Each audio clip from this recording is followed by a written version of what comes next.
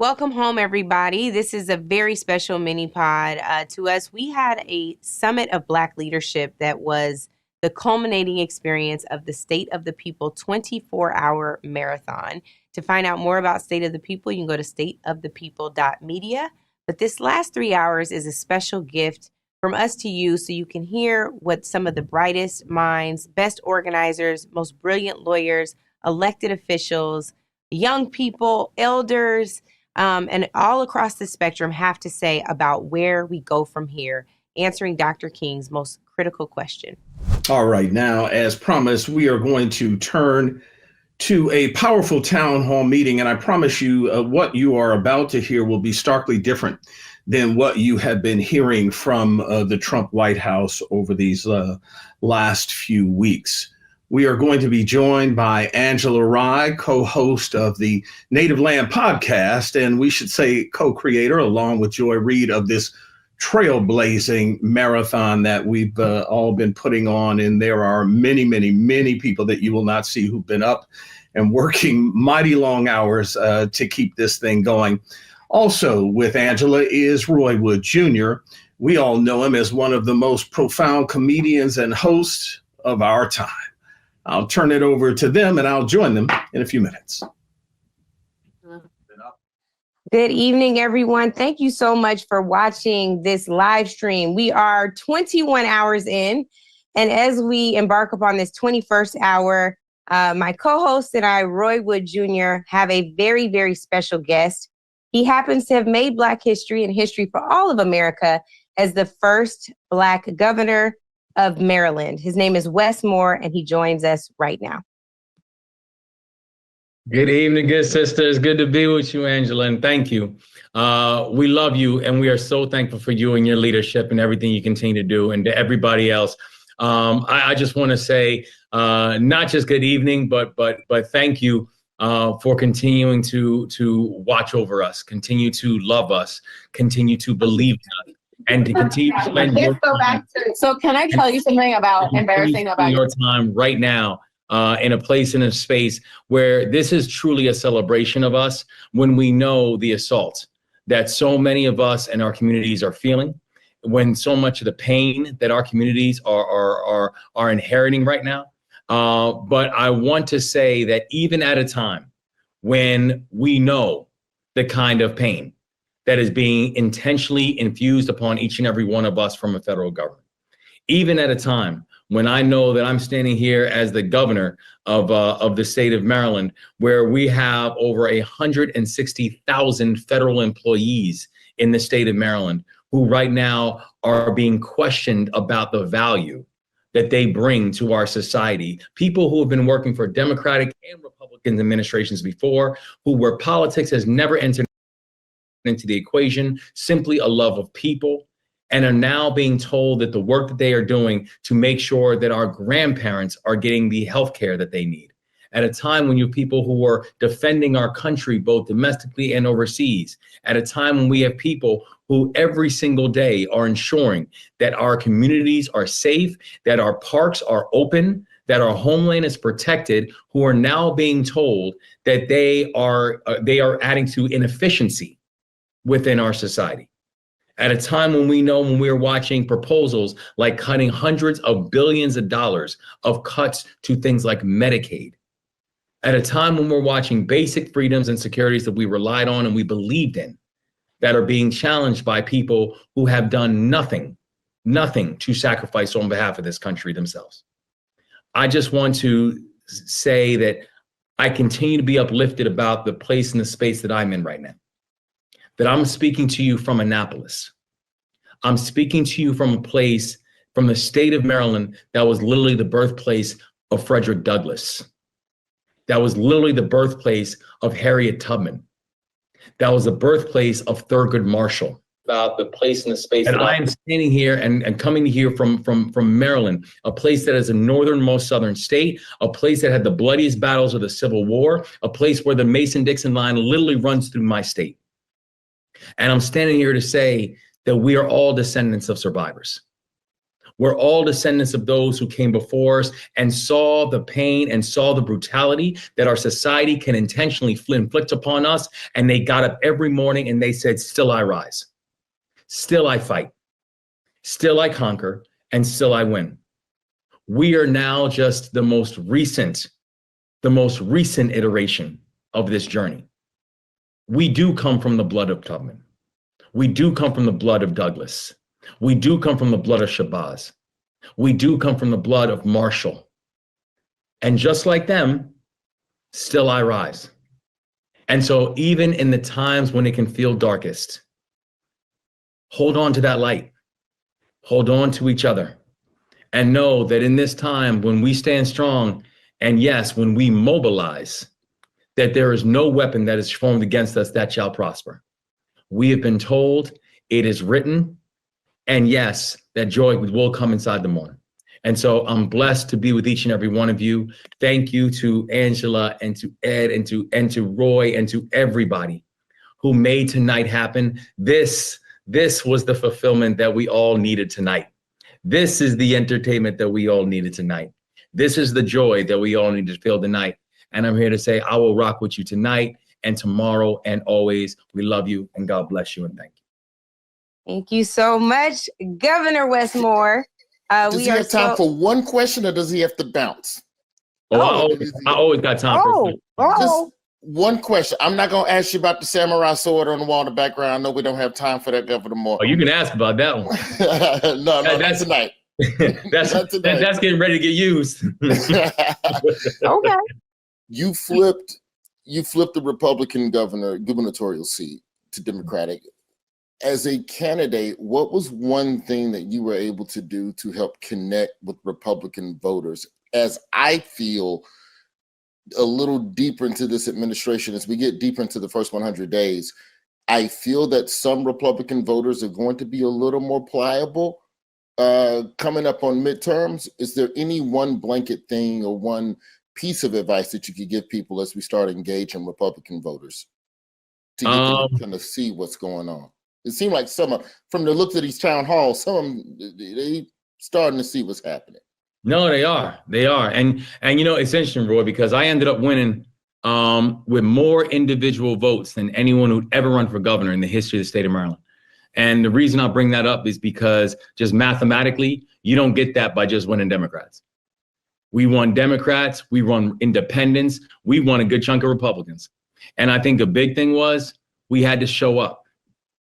And we had to be able to make our case to them. And I really do believe that one thing that we have seen is that you've seen how Trump, he masters something. It's this idea of telling people to be afraid of it and then telling people who's to blame for it, right? That is the strategy. That's the whole game. And it's rinse and repeat. It's rinse and repeat. It's either saying that the reason that my daughter is not winning a state championship is because they're allowing boys to play. The reason that my child is not getting into college is because of affirmative action. The reason that my son lost their job is because of DEI. The reason, and it's a rinse and repeat model.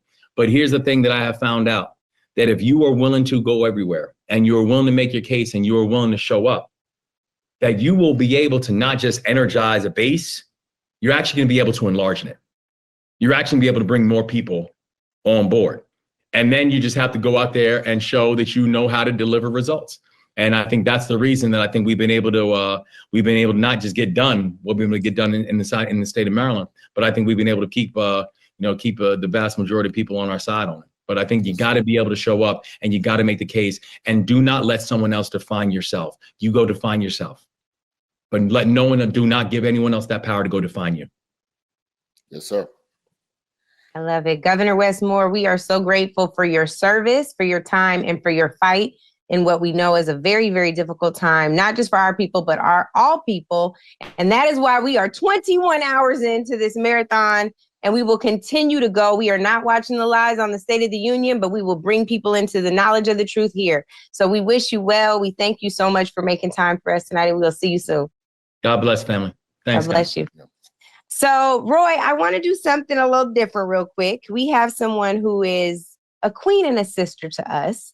She she said recently at Essence Black Women in Hollywood, she said, I recently went through a little breakup. You may have heard about it. So I want to bring Joy Reid up really quick because her name isn't just Joy.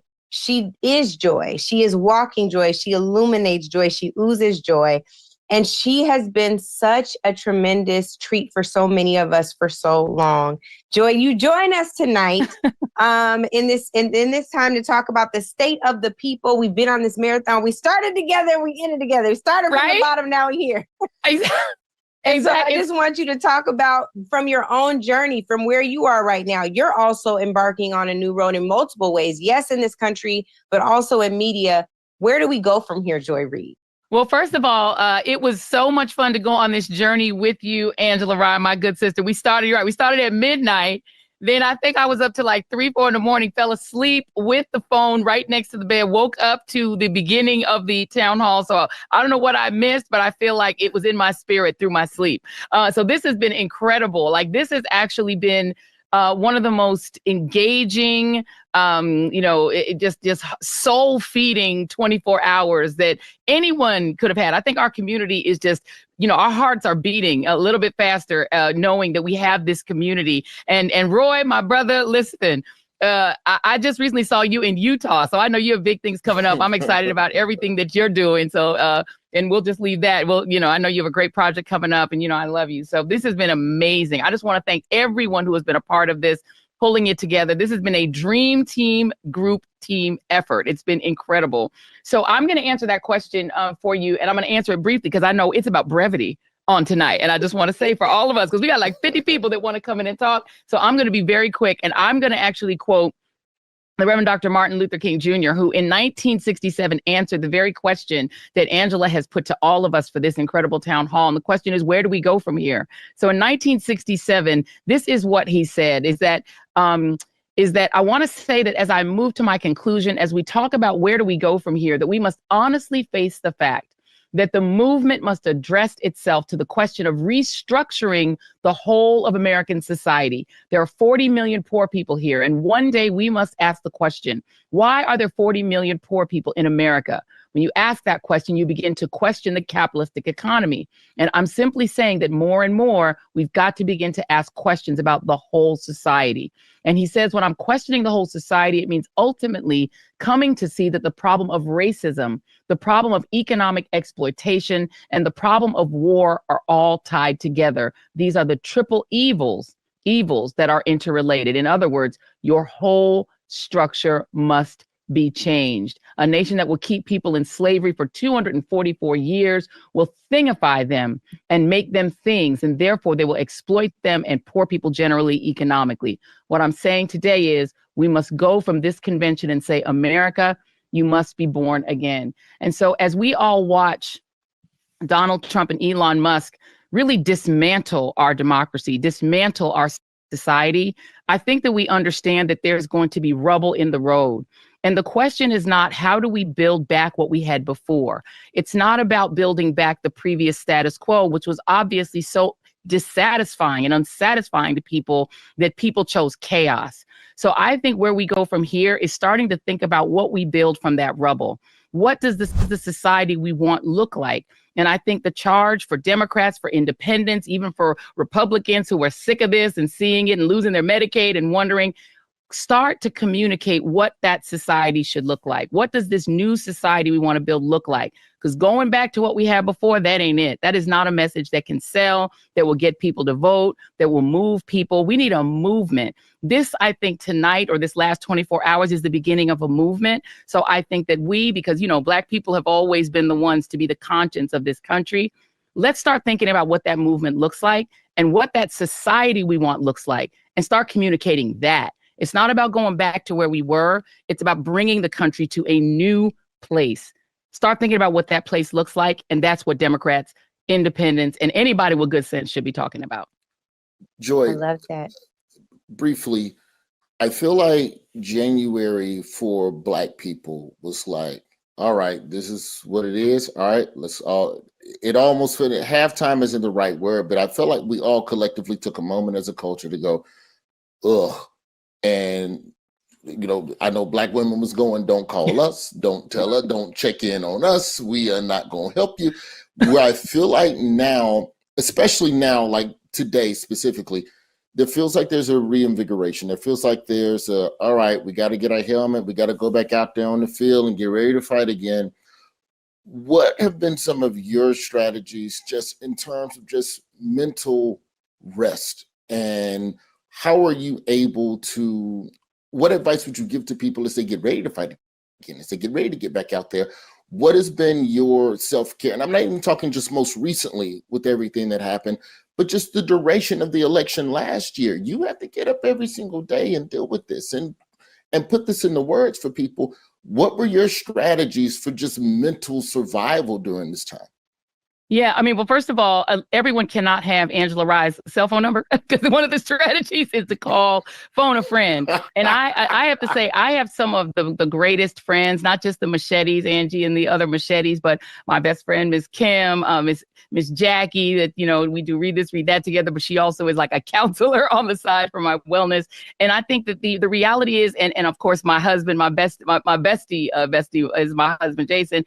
I really think you have to lean into the relationships, the people around you, your friends, your family, because unless you're grounded in those personal relationships, you're not going to stay sane in this mess. And look, we as the 92%ers, we were sitting on that wall in that graphic, watching everything burn, but the fire has caught the building we were sitting on. And so as Black people and our 80%ers, our brothers that rocked with us in this election, we did not choose this. We did not cause this, but this fire is burning us up too.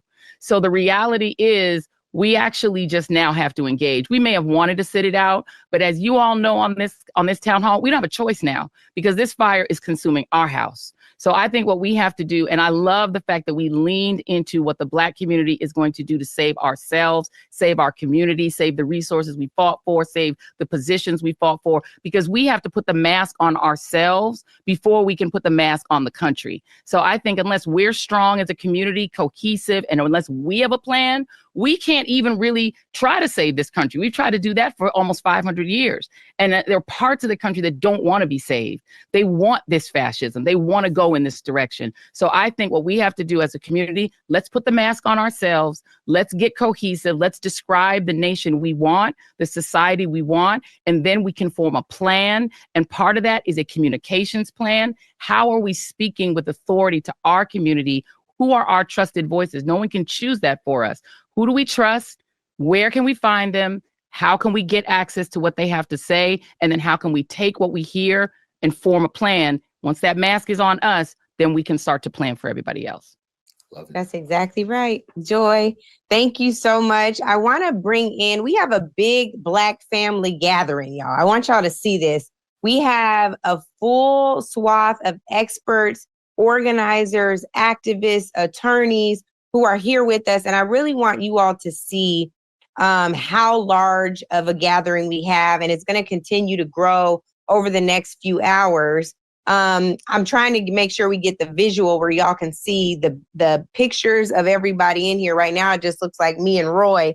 But hopefully soon, our production can figure out how to get the squares of everybody up.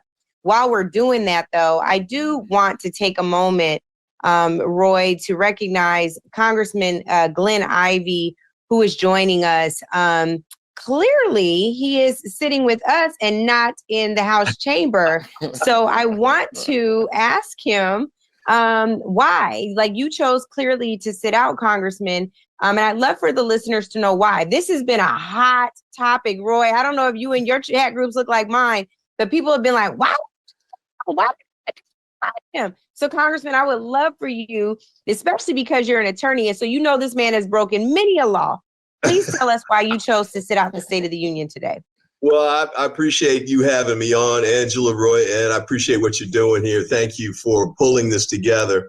And I thank you for hosting me because, I really didn't want to go, and I wanted to do something that I thought was going to be positive and supportive instead of going to the State of the Union. And you offered this opportunity to do it.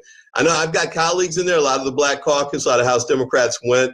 God bless them. I think it's fine, depending on what room they're in, as long as we're all saying the same things. And I think we're all recognizing the need for a change to move forward.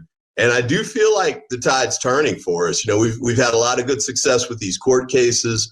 There've been about 100 filed. You know, the legal teams that were put together by the unions and advocacy groups gotten a lot of injunctions put in place, probably around 30, and they've won almost all of those.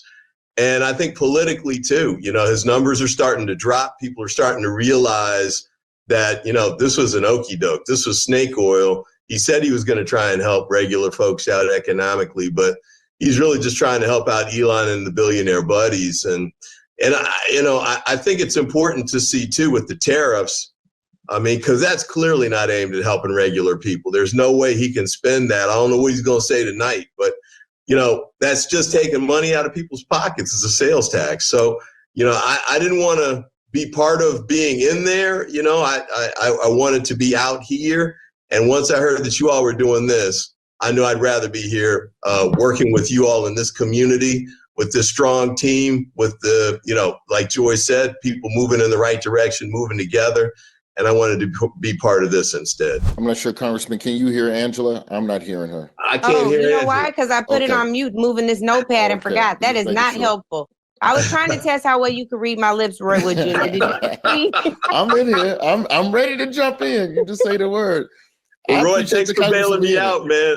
I thought my laptop had gone south or something. Man, or hearing was going out something. I'm sorry. I was just gonna say the question of the day really is, where do we go from here? So given the amount of pressure that I know a lot of our members are facing, your colleagues on the other side of the aisle have been protested so severely in town hall meetings that they were like, you know what, hell with those town halls. We just gonna go forth and do something else. Where do we go from here? Do we continue in the fight? Do we become more united? What is your plan? What do you suggest that we do? Yeah, I think all of that's right. I think we need to keep the pressure up. In fact, keep increasing it. You know, there was sort of a lull after Trump won. You know, I remember when he won the first time, we had thousands of people come out and march in the streets, and there was a lot of anger and everything. This time around, I think we were all in disbelief. Like, how could this country have elected? Congressman Ivey, I don't want to cut you off, but I want to note right now, I'm not watching the State of the Union, but reports are coming out that Congressman Al Green has been carried out of the House chamber. So I think that he wasn't carried out. He walked out of his own will. So who said he got carried out? Well, it looked like they were going to escort him out. Yeah. It appeared. No, well, that's why I put it in chat. It appeared they were going to arrest him, but he decided to leave of his own free will. Vince and I are just below the chamber, but he stopped the speech. Al Green stood up as the one Democrat and stopped the speech. So he's coming out, and we're going to go try to see if we can get him now and bring him down here to us. So we may see him in a minute. That would be great. On it, boy. Okay. So this is what the fight looks like then, Congressman Ivey. He cut in. Let me tell you the facts right now. I'm wearing a suit and I'm in the building. I'll report back in a second, Angela. That's all right. This is what democracy looks like, right? I got a note saying Al got escorted out, but that's Al. You know, he's I think he might have already filed articles of impeachment against Trump. So, you know, that's his approach, and I, you know, God bless him. The key is that we're all working together on the same team, trying to accomplish the same goal, because we recognize how destructive Trump has been just in it's like 50 days. And he's put the jackhammer to like everything across the board, especially things affecting the African-American community, you know, like, the Title I stuff. He was trying to cut funds for schools, Medicare, the Republicans, like almost a $1 trillion cut. And that's taking healthcare away from folks, and Obamacare too, African Americans, but also, you know, low income folks in those red and rural states are going to be hit by that as well. And so, you know, we've always led the charge as African Americans for the fight for equality.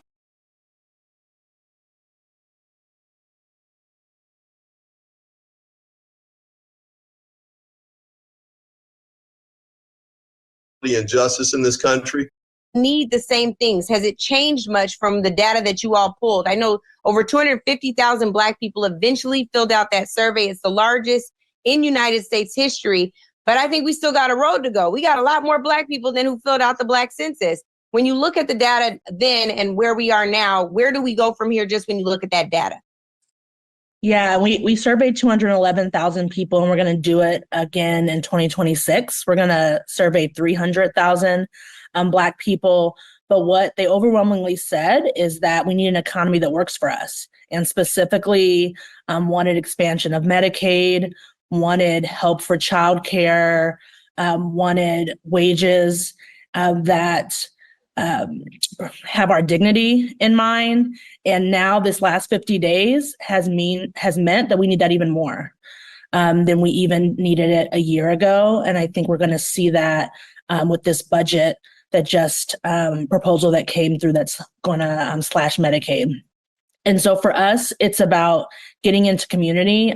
We believe that the antidote to fascism is building community and to be in community all year round so that more and more people share what they want.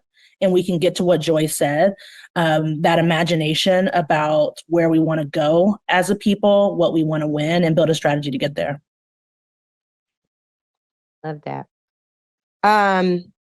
Ariva Martin and Demario Solomon Simmons are here. And I want to go to you all because one of the places that we've seen people lean in, Roy, you've seen this too, are around a legal strategy. With this president, most of what has taken place to stop executive action, where there have been more than 119 executive actions taken so far, over 95 lawsuits filed against this administration. You all have also worked to take justice into your own hands, not challenging Donald Trump, but challenging the white supremacist system that birthed Donald Trump in the form of reparations. I'm thinking of the cases that both of you all have.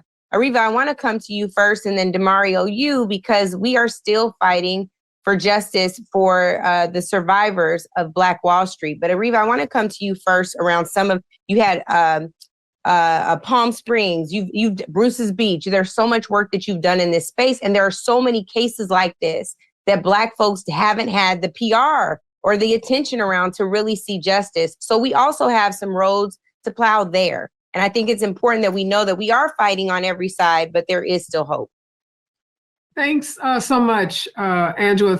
Thanks, Joy. Thanks to everyone that pulled this together. I'm still a little sleepy from my 1 a.m.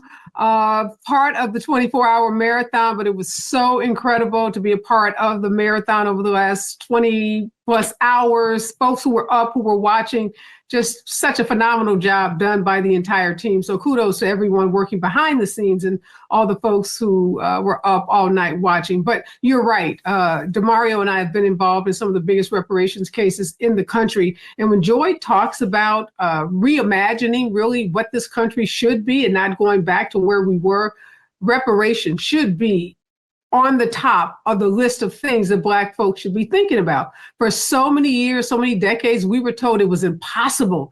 We were told it was a fringe theory. It was a fringe concept. And how dare we have the audacity to expect or to believe that this country would make amends, would acknowledge the sins against Black folk and then do something about it in the same way that they have done for so many other people. Cornell Brooks at Harvard Kennedy School wrote a brilliant piece a couple of months ago about all the ways that this country pays reparations on the regular, on the daily, to so many different groups of people. But yet when it comes to Black folks, the concept of reparations, the concept of giving us what we are justly entitled to, people get all nervous about it. They start clutching their pearls. In so many ways reveal their racism about, myths about Black folks. We're not responsible with money.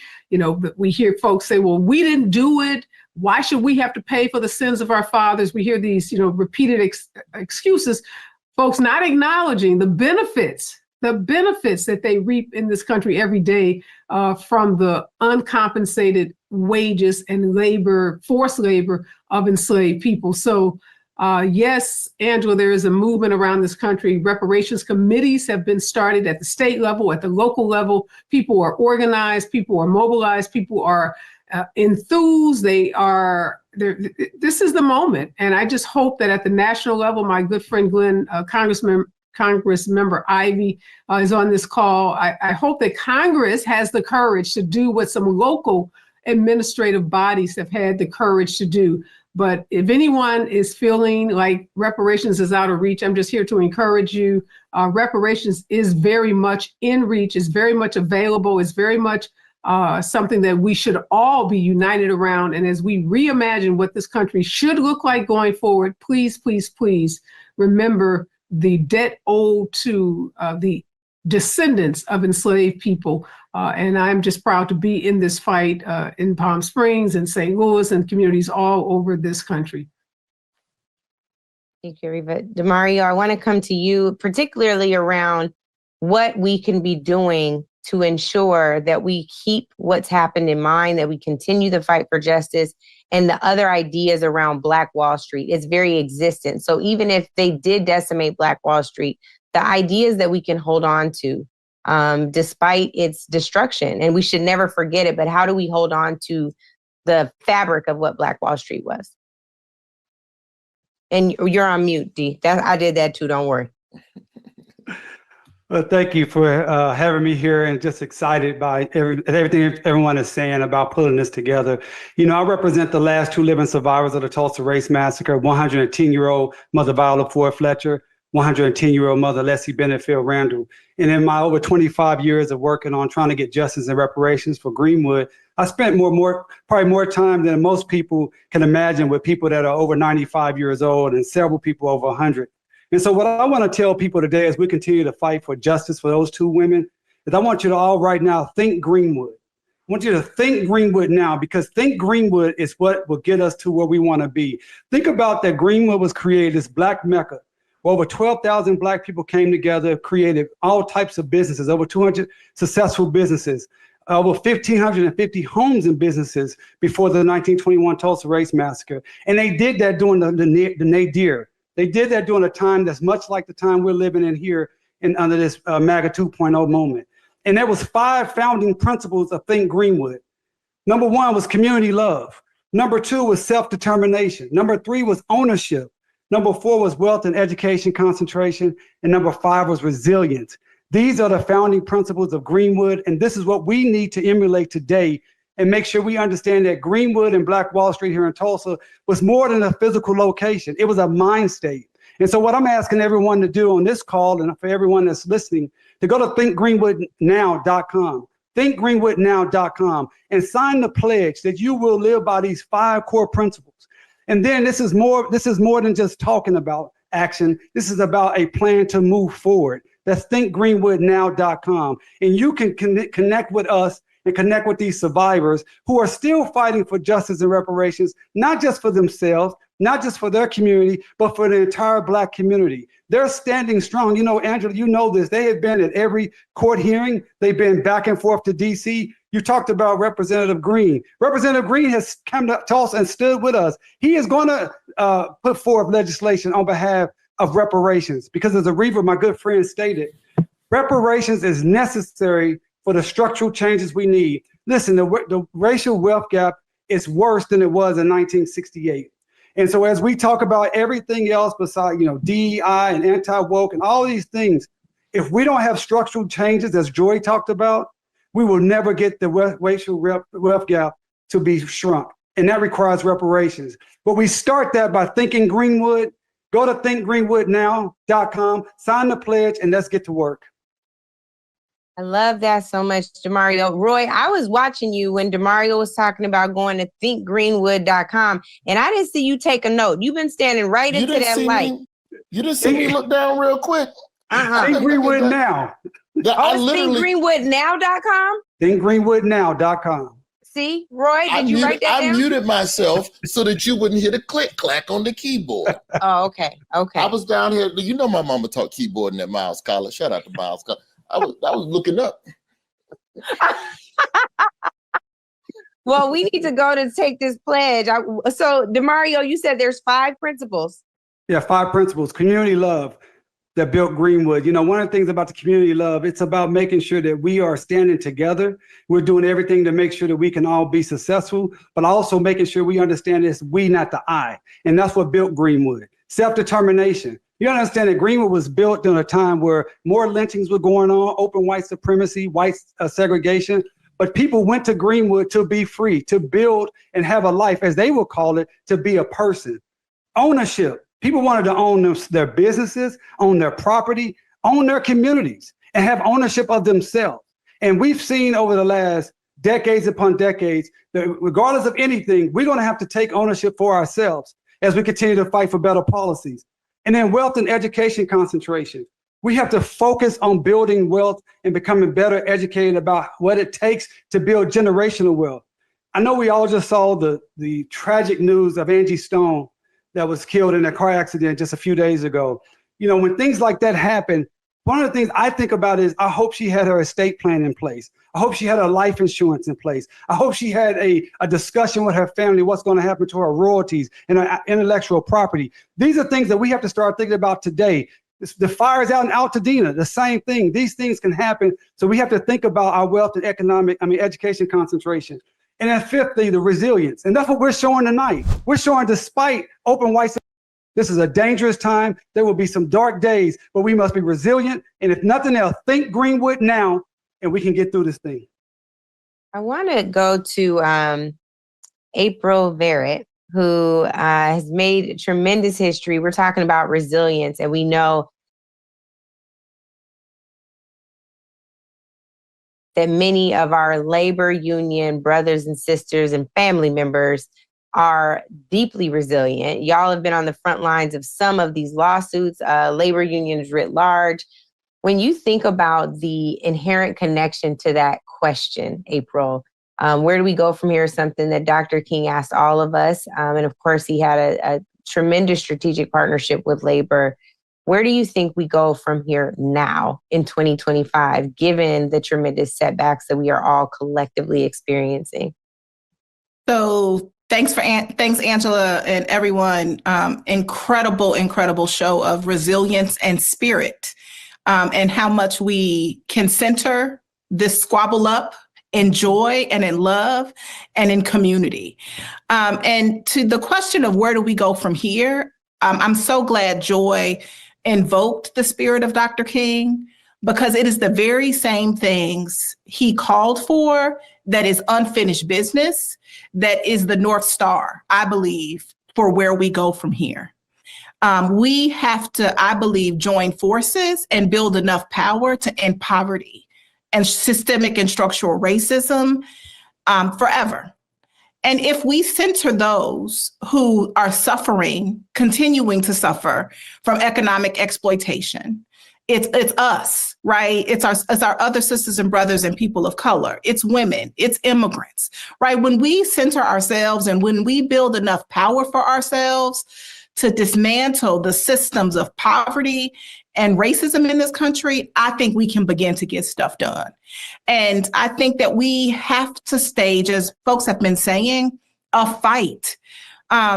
I don't get the Donald Trump phenomenon, but I've been thinking a lot about it. What attracts folks to that type of leadership? And I believe Americans are people who want to feel protected and defended. And for good or for bad, he is showing that I'm going to protect, I'm going to defend. And so we have to have that same energy. In this moment, we got to show that we are going to protect and we are going to defend what we care about, right? That vision that Joy talked about, I think is so important. And how are we not abandoning what we know we need in our communities? I don't give a damn. We should be out there talking every day about when they're going to raise the minimum wage. You care so much about working people. When you going to vote on raising the minimum wage? You care so much about working people. When are you going to put policies in place that stop price gouging and unnecessary fees that rob the poor? You care so much about working people. When are you going to invest more in our community? So the very things that we need, now is the time to stand up the fight for them unapologetically. And the last thing I'll say, Angela, is I have come to believe that we are in the civil society because we want to fix things, right? We want to be fixers. We want to put balm on. We want to throw water on fires. Now is the time to throw fuel on the fire. Now is the time to blow up the spot, right? It is not a time to shrink. It is not a time to be small. We have to blow up their spot in the way that they are trying to blow up ours. And I think we got to do that in a focused and a prioritized way. We got to pick our battles, folks. We cannot get sucked into every single skirmish they want to suck us into. We will exhaust ourselves by Memorial Day. So let's focus and let's prioritize and let's fight like hell. So while we were talking, it's also been dropped in the chat that Congress members Frost, Crockett, and Pressley have also walked out of this joint address of Congress for Donald Trump. So this is an opportunity. I feel like we got to bring in some of the youngers. So I want to go to Zai. Zai Bryant, I want to come to you because it is so important to have young voices on here. You all are not just our future, you're our present. I want to know if the actions taken by members of Congress who are walking out in this moment resonate with you, with them, some of your peers. I'm not going to do you like white folks do and be like, tell me what do black people think. It's not going to be one of those. But I am curious to know. As a youth. as one of the youths, right? Yeah, like, do you feel seen by that act of protest? What would you have expected from members of Congress tonight? Well, thank you for having me first. Secondly, young people, as you said, are not just the future. We are the current moment. I'm encouraged by seeing them walk out because so often young Black people are told we have to conform. We have to be like everyone else. We have to, just make our way to the top, and we can't be outspoken. We can't say our true thoughts, and we can't really stand up in the ways that we want to. So I'm happy to see the people who have made it into those positions walking out and being very clear on where they stand and not leaving any room for any bad interpretations of what they may think or believe. But I think one of the reasons why I'm even running for office, I just launched my campaign for school board in Charlottesville. And the reason why I'm running for office at 24 is because I believe that we are ready to lead. And I don't want people to use age as a proxy for experience, because I think that young people bring a lot to the table. We bring a lot of unique perspectives. We bring a lot of thoughts and ideas and innovative ways at going at things that we're facing in the current moment, all of the challenges that we're seeing. So I think that if young people are able to be supported, we all do well.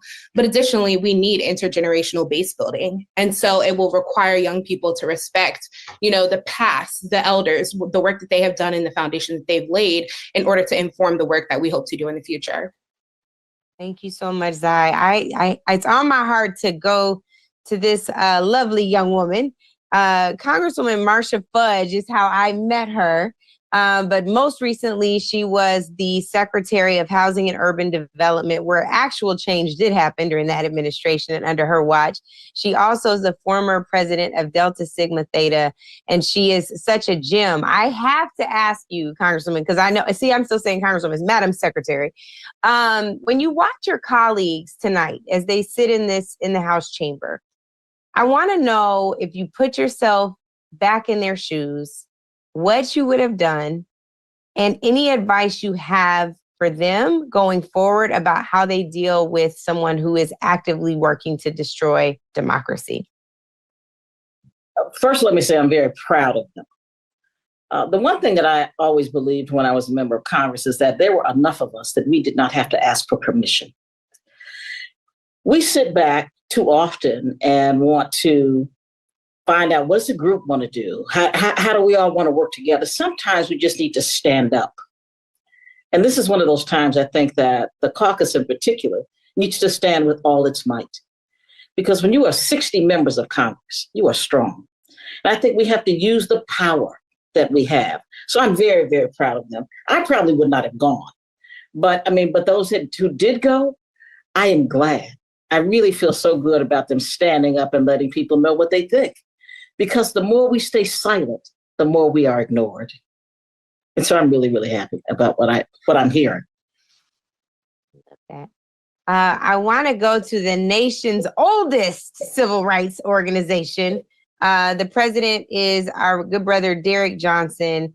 I have to ask you, what is the NAACP telling us to do going forward? How are you all going to help us march forward, keep pressing on, keep pressing keep hope alive and also keep the pressure on this administration that doesn't seem to be accountable to any one of us, is only yielding to entities that have money to buy. It feels like this administration is for sale. I'm not trying to put you in a partisan question. So I will just say, as a general matter, we know that it seems that white supremacy is ruling the land here. And it seems like people who are poor and don't have something to offer them are put in harm's way. And we're seeing that with the federal freezes. We're seeing that with the funding cuts. We're seeing that with the proposed budget. Across the board, we are seeing that. How is the NAACP recommending that Black folks watching at home fight back? Well, great question, and thank you all for organizing this. The last 43 days was the distraction. The real fight starts on March 14th with the continuing resolution budget. This is about the money. Many folks outside of our community, they're going to begin to feel the pain. They want to do away with Social Security. Let's be very clear. They want to do away with Medicaid and Medicare. They want to redefine the role of government. And so as we have been consumed with DEI and all the things that are out there, the crown jewel of all of this was to get their base motivated, get us distracted so they can drive a Mack truck through the budget and redefine everything, privatize services. So leading up to March 14th, we need to be telling members of Congress who we put in office, don't cut a deal without guarantees.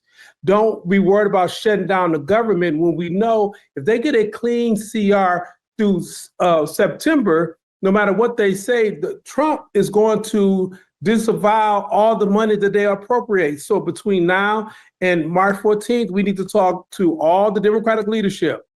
Don't cut a deal unless you have a guarantee in legislation that the money will be spent as necessary. Now, when we get to the new budget, that's the real fight. Everything else has been a distraction. For NAACP, recognizing, for Black folks, recognizing race is a tool. Money is the game. And we have to figure out how not to get distracted with racialized questions when at the end of the day, they are trying to redefine the role. The special elections are coming up. We have to play in those elections. But unfortunately, we will feel some pain. But white folks gonna feel some pain too, because if they cut Medicaid, there's a lot of folks gonna leave nursing homes because they're dependent on Medicaid. If they cut SNAP, the biggest benefactors of SNAP is the Walmarts of the world and all of the farmers. They have already felt the pain with USAID being cut. Those farmers in Mississippi. Cindy Hyde-Smith, the senator here where I live, are all already telling farmers she's trying to get exceptions from Trump on USAID because they're losing money. So the focus now forward is about how all these programs are about to be cut, and white folks are beginning to feel the pain. And we need to tell CBC members who want to capitulate, thinking this is business as usual. Democratic members who want to capitulate, think they can cut a deal. There is no deal to get cut. If government gets shut down because they don't get what they need from the CR bill, so be it. Because if it goes forward with them being able to appropriate through September and still not spend the money on the entitlement programs, we're no better for it. So right now, let's focus on the budget. Let's focus on the budget fight. And the only tool Democrats have right now is not to support the continuing resolution unless they get some things in place to force the Republican Party and Trump to do what's necessary. We may be nonpartisan, but we're political as hell. This is not a partisanship conversation. This is about saving and protecting our democracy and progress made. President Johnson. Go ahead, Angela. No. Go, Ray. President Johnson, now, if that's the directive to our elected officials, how do we convey something similar to our brothers and sisters who are just out here in the electorate, our friends who get caught up in the algorithm of swipe, swipe, swipe, and some of them distractions will get you riled up. There were 2 cops who were convicted of killing. So I don't remember the city, but they were reinstated to their respective police force this week. There's, granted, I don't write anything off as outlandish anymore, but there's talk of people proposing a Derek Chauvin pardon. Yep. For some point, but they're gonna try and sneak in around Juneteenth.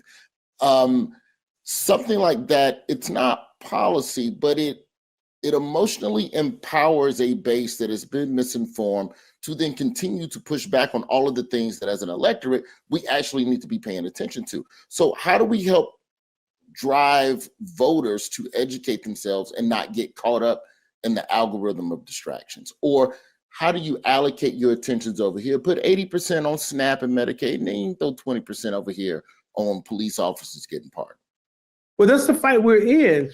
The controlling the narrative in this moment is most important. CBS is compromised because they have an issue of merger in front of the FCC. Comcast is compromised because they don't want to lose the broadband money, the tens of billions of dollars they got for broadcast. Therefore, MSNBC and NBC, they're paralyzed. Disney is compromised because of the regulatory issues they're concerned with. The social media platforms as they exist are all trying to resist antitrust legislation. The fight we're in is around the control of narrative. And we have to figure out how to platform somewhere where we can get enough people to see what's taking place and control the narrative. If I had the solution to that, that's the silver bullet that we all need to have. But unfortunately, the median age of our community is 32.6 years old. That means almost half of our population grew up in school districts without ever having civics or social studies. They don't understand the role of government, the levels of power. And so our fight is more about how do we keep our people informed and focused than it is anything else. That is the fight that we are in. Absolutely. And speaking of the fight, I wanted to go to someone who is another young leader. His name is Yusuf Omer, and he is an SGA president at an HBCU. You talked about Miles College earlier, Roy. And so I want to know what the fight looks like for students at historically Black colleges and universities where you all are being told that your funding could get hit too. This is the same man who took credit for giving funding to y'all that he did not give.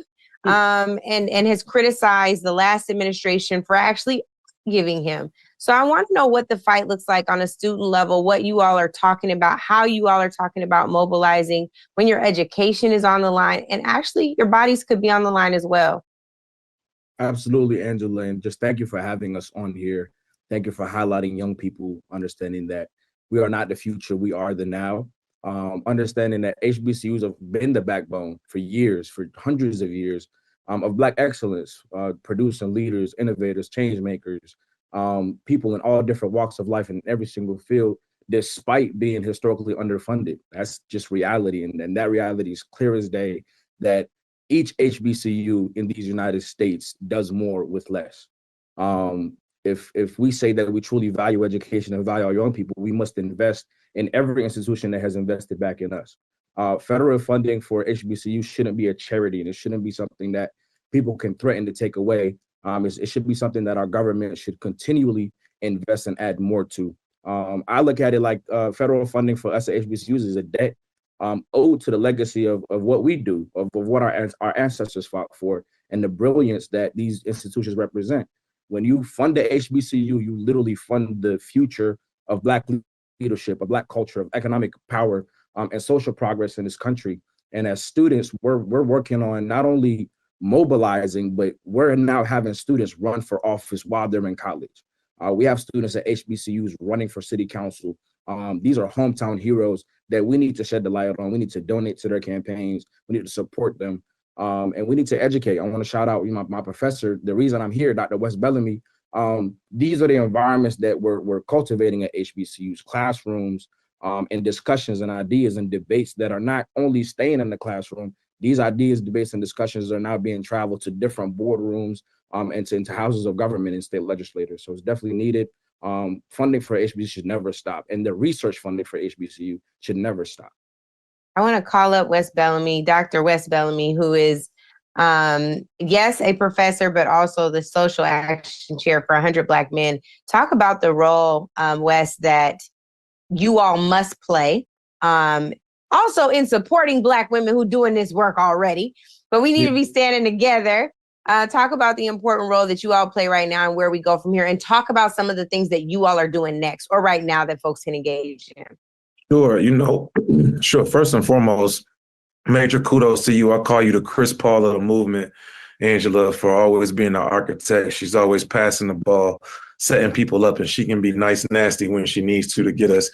We need to stay on topic. Great analogy. So yeah, thank you, sis. Much love. As Yusef alluded to, we know that HBCUs play a very pivotal role in our community, but just as important as it is for us to support our HBCUs, we need to support Black students no matter what institution they're at. We see PWIs under attack. Our Black students, whether that be in Black student unions, we saw this information come out right there at Ohio State University about potentially their Black student union being shut down. We've seen certain things transpire at University of Virginia, where I live right next to. I mean, there's a multitude of institutions at multitude of students at PWIs and HBCUs alike who need our assistance. So Angela, when you asked the question, what do we do in the immediate? I think that means showing up. Yusef made a really good point in terms of how there's young people who are running for office right now. We just had Ayanna Bryant on earlier. She's running for city council. I would encourage us all in the immediate to donate to her campaign. I just donated $100. I asked for anybody on here to match that. That's a young person on here right now who's out doing the work, and she's committing herself to get in the fight. So we all can do something in the immediate today by supporting her. On a broader scale and on a larger scale, when we talk about different things specifically in our community, tomorrow or Friday or next Tuesday or next month, I think it's about doing three things. One, we have to be able to endure and mentally and emotionally prepare ourselves to be able to endure what's going on in front of us. There's going to be a lot of fatigue that we feel both emotionally and mentally from just all of the things that are coming on in our bodies. So I think it's important to be able to have your happy space, take the time away when you need it, be able to rest when you need to, and then again, be prepared to go out and get up and fight the next day, because there will be a fight tomorrow. Secondly, when it comes to on a local level, we all need to be looking at how we can be engaged today. Whether that means showing up at a city council meeting, showing up at a school board meeting, showing up to a PTA or a PTO meeting, we can all go and do those things today. And then thirdly, we know that we're going to have to contact and support our legislators, whether that be persons like Jasmine Crockett and others who we know are on the front lines and they're speaking out and speaking boldly. But in addition to those folks, we need to be agitating the individuals who aren't as loud, the quote unquote moderate Democrat or the moderate liberal or the moderate independent or the radical Republican. We need to be agitating and bringing the smoke to all of them the same way that y'all work for us. I saw a small clip just a second ago. Somebody sent it to my phone of a sister during the State of the State of the Union, and there was a coward. I mean, there was a congressman who snatched the paper. She said she had a paper that said, "This is not normal." And he snatched the paper out of her hand and then threw it up in the air like hip, hip, hooray. Like that should infuriate us and motivate us to go to work. Me personally, I would want to do some other things, but I'm going to channel my energy to go do some work within the community.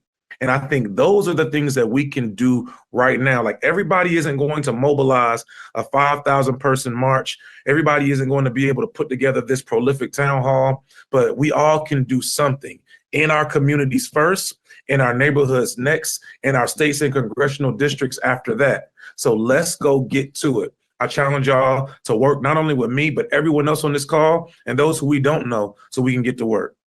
And on that, Wes, speaking of getting to work, there was somebody that's all about that work that is now with Reverend Mark Thompson, Ayanna Pressley, the Congresswoman who is about that life. Real OG is here and she is ready to talk to us. So Congresswoman Pressley, welcome. We are so happy to see you. We so glad you walked out, girl. Tell us glad you walked out. How you're feeling. She can't. We're relaying what you're saying. Oh, okay. Well, translate that. Tell her we said go, girl. She said go, girl. That's what she said. You can hear me okay? You all we can hear me you, but I'm saying she can't hear us. Yes. So tell us, Congresswoman, God bless you, what happened upstairs? Yeah, well, we walked out. How many?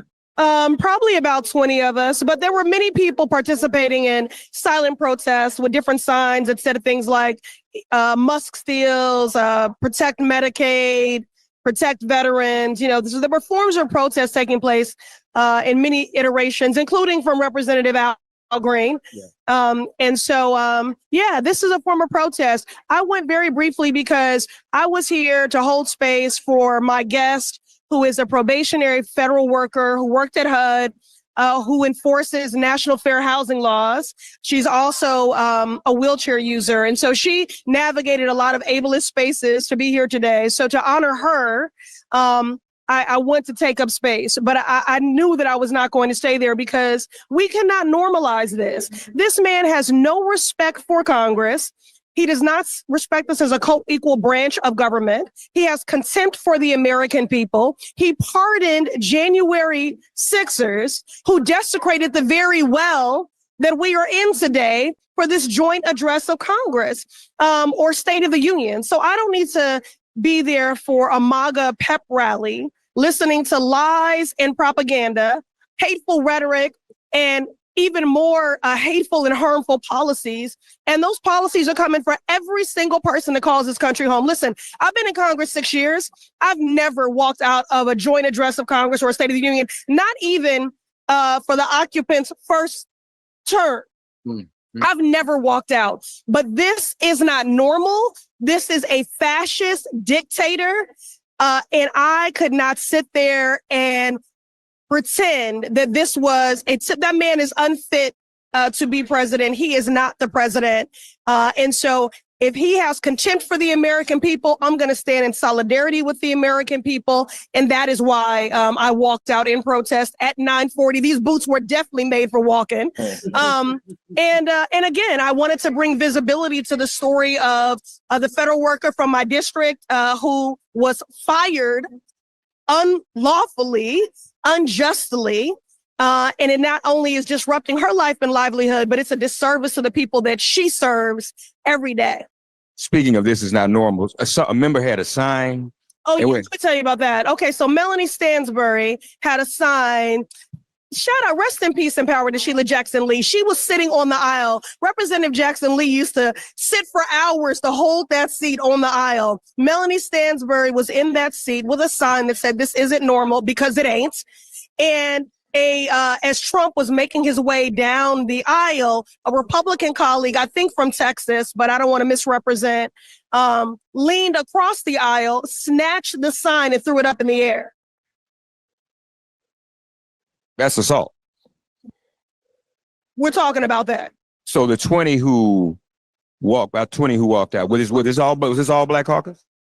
No, it was a mix of Congressional Black Caucus and Congressional Progressive Caucus, but I would say that there were more members of the CBC. And you said you did not plan to stay in the race. You knew you would probably walk. I wasn't going to. Well, honestly, I wasn't going to come at all because, again, this is not normal. This is. In what other setting would we give audience to a fascist dictator? I want to be very clear, though. There's honorable in front of our names, every single member of Congress, for a reason. I respect my colleagues and how each of them decided to demonstrate protest, how they chose to center their guests for tonight. For me, I could not sit there. That very chamber was desecrated by January 6th insurrectionists that he pardoned. He does not respect us as a co-equal branch of government. He has no respect for us. So it's insult to injury. So again, if he has contempt for the people, we're going to stand in solidarity with the people. And honestly, it was a part of a broader Democratic strategy to have different forms. Yeah. Say hello, Congresswoman. Oh, yeah. Dove is here as Do y'all know this sister? She is the truth. We got y'all tangled up in these wires. So tell her. So what did you all walk? You walk out at the same time? Or? So this is my queen, Ayanna Pressley. I take all guidance from her. Yes, and essentially we did all walk out together. We, in our minds, had an idea of what we were going to do. I think each of us said, "There's only so much shit that I can take, right? When I have to keep flushing this toilet," and we walked out within 4 minutes of each other. It was a small wave of us. Okay. And there was also, I heard it was a plan to wear black. Was that kind of a uh-huh.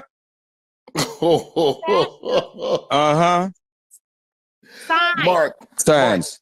Go ahead, Roy. Could you ask either of them, do they feel like Also, I if just wanna say behind I closed love all y'all. doors, So if just behind thank you closed for this doors, critical any work. of the Republican officials are starting to turn against Trump? Do you get the sense any of the Republican members are starting to turn against Trump? No, they're scared, but they also are mad at themselves for having no courage. And they're mad at us because we are the mirror of courage that they should have. And it would seem too. There's no Republican Party. It is Right, it's a cult of cowards that are complicit in wholesale harm. And they have a majority that he even deems irrelevant because he just skips right over them, right? I mean, they don't even matter. They not only abdicated their responsibility in this moment for our shared constituents, they have ceded their congressional authority and power because of their fealty and loyalty to Donald Trump and not to the people that elected them. And what is so very scary is that Donald Trump is trying to merge the executive, the legislative, and the judicial branch. We have seen Congress yield to him, the Republicans, and we have to make sure that the judiciary does not do what these Republicans in Congress have done. That's right. Well, I know I speak for everyone here. Angela, you got a quick question you want me to relay? I don't. Just let them know we stand with them. I'm going to go to some of their colleagues here to get a reaction, but tell them we stand with them and we thank them for their courage. We all stand with you. We thank you for your courage. You know, you got to do this. So I'm glad you all did that. And, you know, I don't know if you could hear him. He started whining. They don't love me. They don't ever clap for me. When I came up here for 5 years, they didn't clap. I mean, he went to this, you know, that whole Rodney Dangerfield, don't nobody love me thing. Clap. Well, tell the truth and we'll clap. Tell the truth. And we'll clap. Do your fucking job and we'll clap. But if you're going to kill us, if you're going to fire us, if you're going to take away our rights, then we are not going to clap. We are going to come for you. That's right. That's damn right. That's why y'all know she was lying when she said she takes all her cues from me. That's right. Do you Hold it, DeMario. Well, because they can't hear us, Mark. Because they can't hear us, Mark. I want to just jump in here. There was someone who's a good friend of ours, our good brother, Gary Chambers, who has been relentless about let's call our members, let's make sure they know we don't even want them to go. Tell them to go somewhere else. I want to get his live reaction to what he's hearing right now. Gary, chime in here. I want to say thank you to the members of Congress who had the courage to stand up, because at the end of the day, we don't have to act like this is normal. We don't have to sit there and just allow him to lie in our faces. And I think that if we are going to stand in the spirit of our ancestors, that is to resist in both strategic ways and visible ways, so this government understands where we are. In a strategic way. That's what he was just saying. Okay. So we all Mark, agree. We're gonna mute you to translate, but we're gonna keep the panel Well, going. no, I'm gonna say one thing. Since DeMario was here and we talked, and Ariza was here, we want to introduce those of you who don't know. She mentioned Congresswoman Sheila Jackson Lee. She has inherited the mantle from the spirit of Sheila Jackson Lee and John Conye's. Ayanna Pressley is now the primary sponsor of HR 40 reparations now. So we appreciate that. Maxwell Frost is here. Jasmine Crockett is around, and I think Al Green is still coming. I'll be back. Perfect. Thank you so much, Mark. We got Mark on the spot. Forget Johnny Roy. We got Mark on the spot. And he brought us right to our protesters that know what time it is. It is State of the People, y'all. It ain't State of the Union. It ain't a joint address. This is our time, and it is so good to be alongside people with courage. I want to go to some sisters that I know carry the mantle for courage all the time. Bishop Leah Daughtry, I want to come to you, and Siobhan Arline Bradley. I also want to come to you simultaneously. I want to hear what y'all think about that. And now that we've had some sisters show up, show out, say that we're not going to sit here and listen to this nonsense, what do people at home do with that same courage? How can we motivate and activate that same courage? I also want y'all to know I came to them because these are my side pastors, okay? They get a prayer through and they'll get us some action that is rooted in faith. So I want to hear from you all about what you think we do with that. The side pastor, you got a main pastor? Side pastors. No, I call them on the side. I got a main line right to them. Okay. Oh, I thought you meant like you had two pastors. Oh, never mind. My mind. I'm sorry. See, Roy, that's why, you know what? Somebody block him. Well, I'll start. Siobhan, go ahead, Siobhan, you go. Well, I'll first of all, shout out to the love tonight. I suspect the ancestors are well and resting well.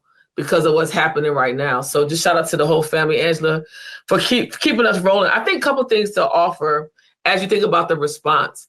And I want to just honor Black women in this moment for being aware and taking space that we know is ours to take. I will tell you this, there is a unity between the brothers and sisters tonight that I think is palpable, and I think it's changing the game. But when we talk about the ground game, we need to talk specifically about where people need to go. There are a lot of questions that are coming on the strategies. What are we supposed to do? This is boycott, yes. Activate, yes. But we're talking about now the legislative part of this work. This part of the advocacy on the ground is where voters can take a stance. If you have a child that has an illness, they're currently receiving CHIP and supported by Medicaid. If you have a mother or a father who is over 65, they're receiving any kind of treatments. They're receiving Medicare. Social Security is on the line. I also want us to understand that when we start talking about SNAP and benefits, these are not just benefiting Black people. There's a misnomer about these entitlements. And what I want people to understand is you have to now start calling your senators every single day. Be relentless. Be relentless in a way that allows them to know you will be voted out. And we've got to also use the phone tree method. Like, we got to go old school. You got to call your people to tell them to call their people to make these phone calls and then show up. Special elections in Florida 1st and 6th District. Do not miss this. I don't care that it's a Republican district. I care that we got Black people that can vote. Here's the last thing I want to say, Angela, for this call tonight. As people are listening to what's happening, we got to understand that strategy will outweigh this foolishness. But strategy comes when we had to take a moment to breathe and activate. Now that we're activating, look at what we've done in 24 hours. We have called my father, 77 years old, and he told me he clicked on to watch tonight. We're hitting generation after generation. We got mothers, grandmothers, fathers, folks that have not been listening are now listening. So when you say turn the TV off, that doesn't mean turn off the activism. That means turn off this moment to be able to pull together what we're doing tonight. And it's working, y'all. We are going to win because our ancestors gave us the blueprint.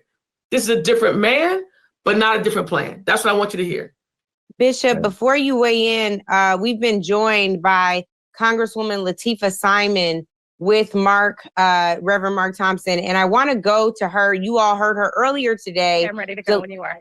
All right. Delivering her Working Families Party rebuttal or pre-buttal to the State of the Union. So, Mark, I'm coming to you now so we can hear from Congresswoman Simon. Congresswoman Simon, what happened? A lot happened tonight. I mean, I know I walked out. I walked out. I couldn't listen to these deep lies, this vitriol. But it also, sir, it felt like a Klan rally in there.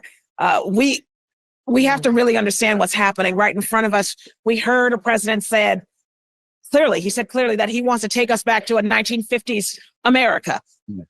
DEI is code for making sure that white men are leading everything. He has fired 4-star generals and has put unqualified white men to head our Pentagon. I can go on and on. We heard the lies when he started talking about Social Security. That's my grandmother. That's my aunt. Those are disabled children and the children of dead men. That is a social safety net that we all have paid into, and he is going to disrupt that department. He is going to disrupt and fracture our education system. Again, that's disabled children, that's K through 12, that's FAFSA. I couldn't listen to someone who's trying to tear apart the very structures that we have fought to build in the last 60 years in this country. I had to walk out. It's my job to be in this building, but I refuse to sit and kowtow to the neo-Klan. I'm not doing it. Had you contemplated that? Did you have a feeling that might be what you would do? I knew it, but my mother said, listen, my mother is from Malvern, Arkansas, and she told me this morning, Latifah, 800,000 people are expecting you to do your job and at least go. No one is supposed to kick you out of your house.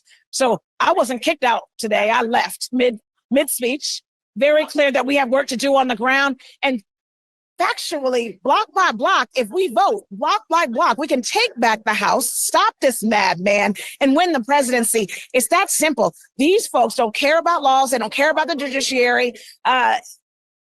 We're facing a constitutional crisis, but moreover, America is about to be sicker and poorer, and none of us are safe. You know, last thing I'll say on this, a few weeks into me being here, I'm a new member of Congress.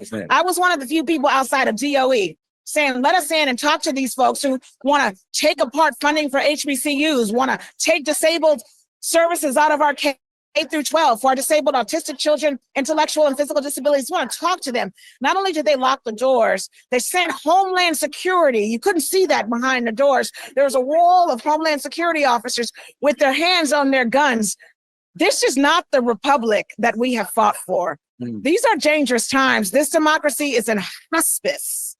Watch out and be close and be clear. We have to organize, and folks have to run and win office, because we are this close from being in a segregated apartheid America once again. We have literally shed blood, tears, intellectual beauty to have the small rights that we have. My mother wasn't born in a democracy. Yours wasn't either in this country. Literally, they couldn't vote. Their grandmothers couldn't vote. We're only 2.5 generations past those times. This thinly veiled democracy can be whipped away in a second. Look at El Salvador. The president of El Salvador ripped up the Constitution, slandered the legislative body and the judiciary body, and has now created a prison state. We got to work, y'all. I'm ready to work. I'm here not just to legislate, but to organize, but to show up for my people.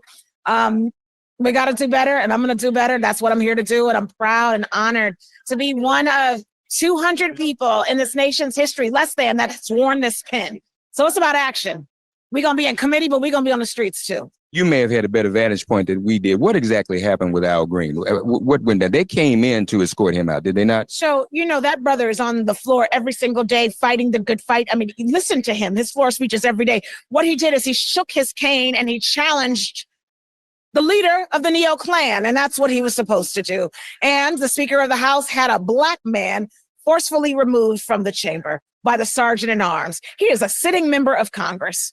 And do you see the heckling and the hollering from the Republicans? Do they have decorum? No, this is a discriminatory body right now. This is a leadership that doesn't see Black men as equal to their white counterparts. It's really clear. If you look at the right side of the aisle, you see a monolithic governance structure. It's a majority white man structure. That's what they want. That's what they're pushing for. And you better feel the realness of that. They are going to make sure that every head of state, every department head looks like those men, looks like the men who come from a lineage who had our uncles swinging from trees. That is not hyperbole. That is the truth. We have to fight back.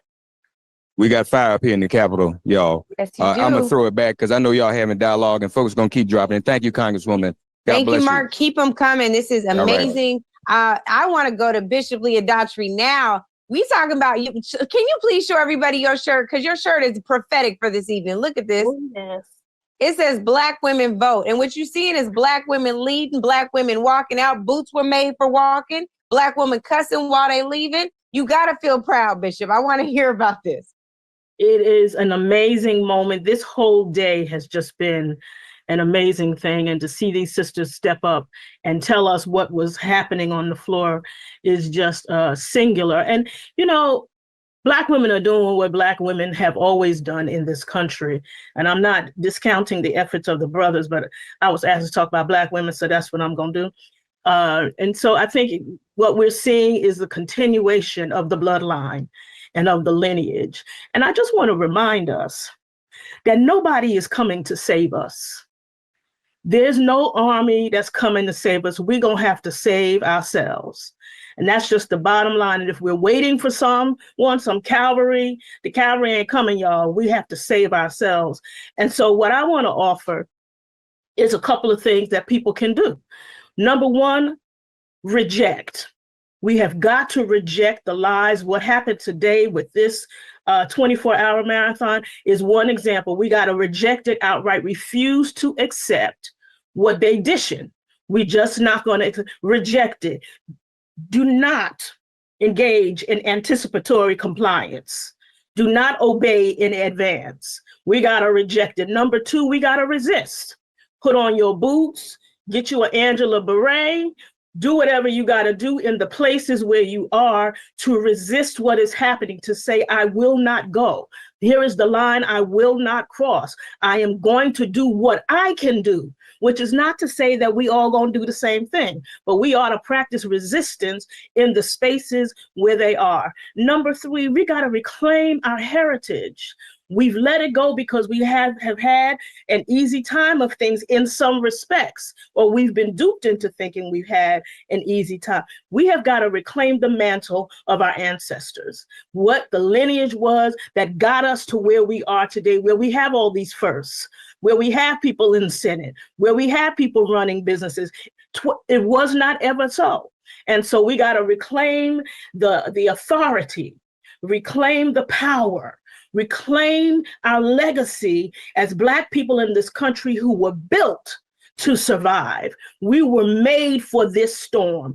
Everything that has happened to us in this country has prepared us for this moment, and we are up to the task. And the last R I'm going to give you is remember. You got to remember where we've come from. You got to remember the battles we've already won in the face of these co-presidents who will try every day to dismiss, demean, and diminish us. We have to remember that we're the stock we've come from. We've got to remember the people we've come from who were sturdy enough and strong enough to survive this Middle Passage, to get here and to live 400 years, to survive through the slave master's whip, through the lynching tree, through the segregated fountains, the back of the bus, and they kept on breathing and they kept on living in the hope that we would be able to stand, not just stand, but thrive. And we cannot let our legacy and that our ancestors left for us be diminished or demeaned. Ain't nobody coming to save us. We got to save ourselves. That is absolutely right. SOS. And on that, speaking of somebody who's working on saving ourselves actively, he might have upset some party folks the other day because Jamie Harrison was front and center on a USA Today article. While white folks are talking about identity politics no more, there's no space for DEI, we're starting to see white folks in the Democratic Party align with Republicans sounding real Dixiecratish. And Jamie Harrison is like, Sweet Brown, ain't nobody got time for that. So Jamie, I want to know where you will tell the party to go from here. You see Black women and Black men thinking about Mr. Green leading with no direction in some ways, right? They're leading. They're saying, we're going to take this in our own hands. We are going to follow our own conscience. We know they are members of a caucus that's called the Conscience of the Congress. Jamie, how are you feeling about all this? And what do you tell the people at home who are like, finally, we see leadership? Well, listen, Angela, first of all, thank you for your vision, you and Joy for helping to pull all this together. And, the bishop just preached a word. She just preached a word. And we're at this inflection point, particularly where parties are. And, I'm very fortunate to have been the third Black person to be chair of the Democratic Party. But I can tell you, the Democratic Party ain't perfect. And right now, what you hear is there's a battle for the soul of the party. You got some folks who love to say that Black folks represent the backbone, the heart and soul of the Democratic Party, but at the first indication of any anxiety, electoral anxiety, they want to abandon those folks. They talk about identity politics being the thing that is dragging the Democratic Party back. I mean, hell, the right-wing evangelists in the South is an identity group. Gun owners in the South are an identity group, but you don't see the Republicans running away from them. If African Americans represent the backbone of this party, then why are not all Democrats surrounding us and supporting us in this full frontal attack that is happening on the Black community right now? We all have to stand up. We all have a role to play, but we all have to stand up, and we have to demand that our party and party leaders, and I'm not saying this as a blanket, this is, the DNC or whatever, but I'm saying the folks who are elected officials in this party, they all have to stand up and do their parts in terms of fighting for us. And that's what we saw in this last election. There are some people who just fundamentally do not feel as though they see Donald Trump, and they don't agree with Donald Trump. Many of them hate Donald Trump. But the one thing that they respect about Donald Trump is that whatever he believes, he fights like hell for it. Democrats, we got to fight like hell for the things that we believe, that are our core values, and the people who are the backbone of this party, and that is Black folks. And so that's what we need at this point in time. And listen, we're all going to have different roles. We're all going to play different roles in this. You know, we saw it during the civil rights movement, right? There was the person who there were the people who marched. There were people who sat in at the lunch counters. There were the folks who got the dogs sitting on them. But they were the pastors who organized. They were also the people who paid the bail, right? They were the lawyers that went into the courtroom. We all have roles to play, and we got to figure out what our role is. I often wondered, Angela, when I was growing up in Orangeburg, what would I have done in the civil rights movement? Well, hell, we don't have to wonder anymore, because right now we are in the civil rights movement of our time. And the question is, what will each of us do in this movement in order to continue to move our people and our party and our families and this country forward? And so I'm happy to be a part of this. I'm going to do everything, because I do it. Yes, I do it for my people, but selfishly, who I do it for? My 2 black sons who are upstairs right now sleeping. That is who I do this work for. That's why I will give every breath in my body to make sure that my sons don't grow up in a world like my grandparents grew up in, where the KKK marched through their town, where they had to drink out of colored water fountains, where they sat at the back of the bus. I will do every single thing in my power, will give every bit of my blood, every breath that I have, to make sure that my boys don't live in that world. Right now, we have a fascist in the White House. It is fear, it is fraud, it is fascism. And that is what defines the Republican Party. That is what defines Donald Trump. And we got to do everything that we can to push back and fight back against that. Congressman Harrison, thank you so much. We want to go back now real quick to Mark Thompson. I understand he has Representative Maxwell Frost. One of the few good things to come out of Florida. Mark, also oranges. Shout out to oranges. Mark, real quick, he can hear you. He can hear you. Oh, okay, dope. So how you doing? Good to see you. Ain't seen you since the Daily Show when you popped in a while back, brother. What was the consensus before going into the chambers tonight amongst all the Democrats? Were y'all like, well, you gonna walk out? Well, I'm gonna walk out. Well, you walk out, I'll walk out. Or was it more organized? Or was everyone kind of feeling their own wave as the night went on? There was definitely a lot of organizing going on. And here was the general consensus, is that number one, this isn't a normal address. This isn't a normal time where you stand up when the president walks in, where you have that kind of decorum. Because number one, he's never shown that to us or the American people or any people. He's never shown that to Black people. And so we walked in there, many of us, with a plan of what to do. If you've seen the videos, you've seen people with signs, holding up signs. I hold up a sign that said Musk steals. Elon Musk has been tweeting at me every other week. If I was the richest man on earth, I wouldn't be tweeting at 28-year-old Maxwell Frost, but I'd be doing other things. But I held up a Musk steal sign. But here's the thing. The reason why we decided to walk out is because, number one, we all worked really hard to get to Congress, and our constituents sent us there. And we knew we didn't want to stay the whole time. But I think there's power in occupying a space and choosing yourself when to get up and leave and walk out in the spirit of student protesters from the civil rights era.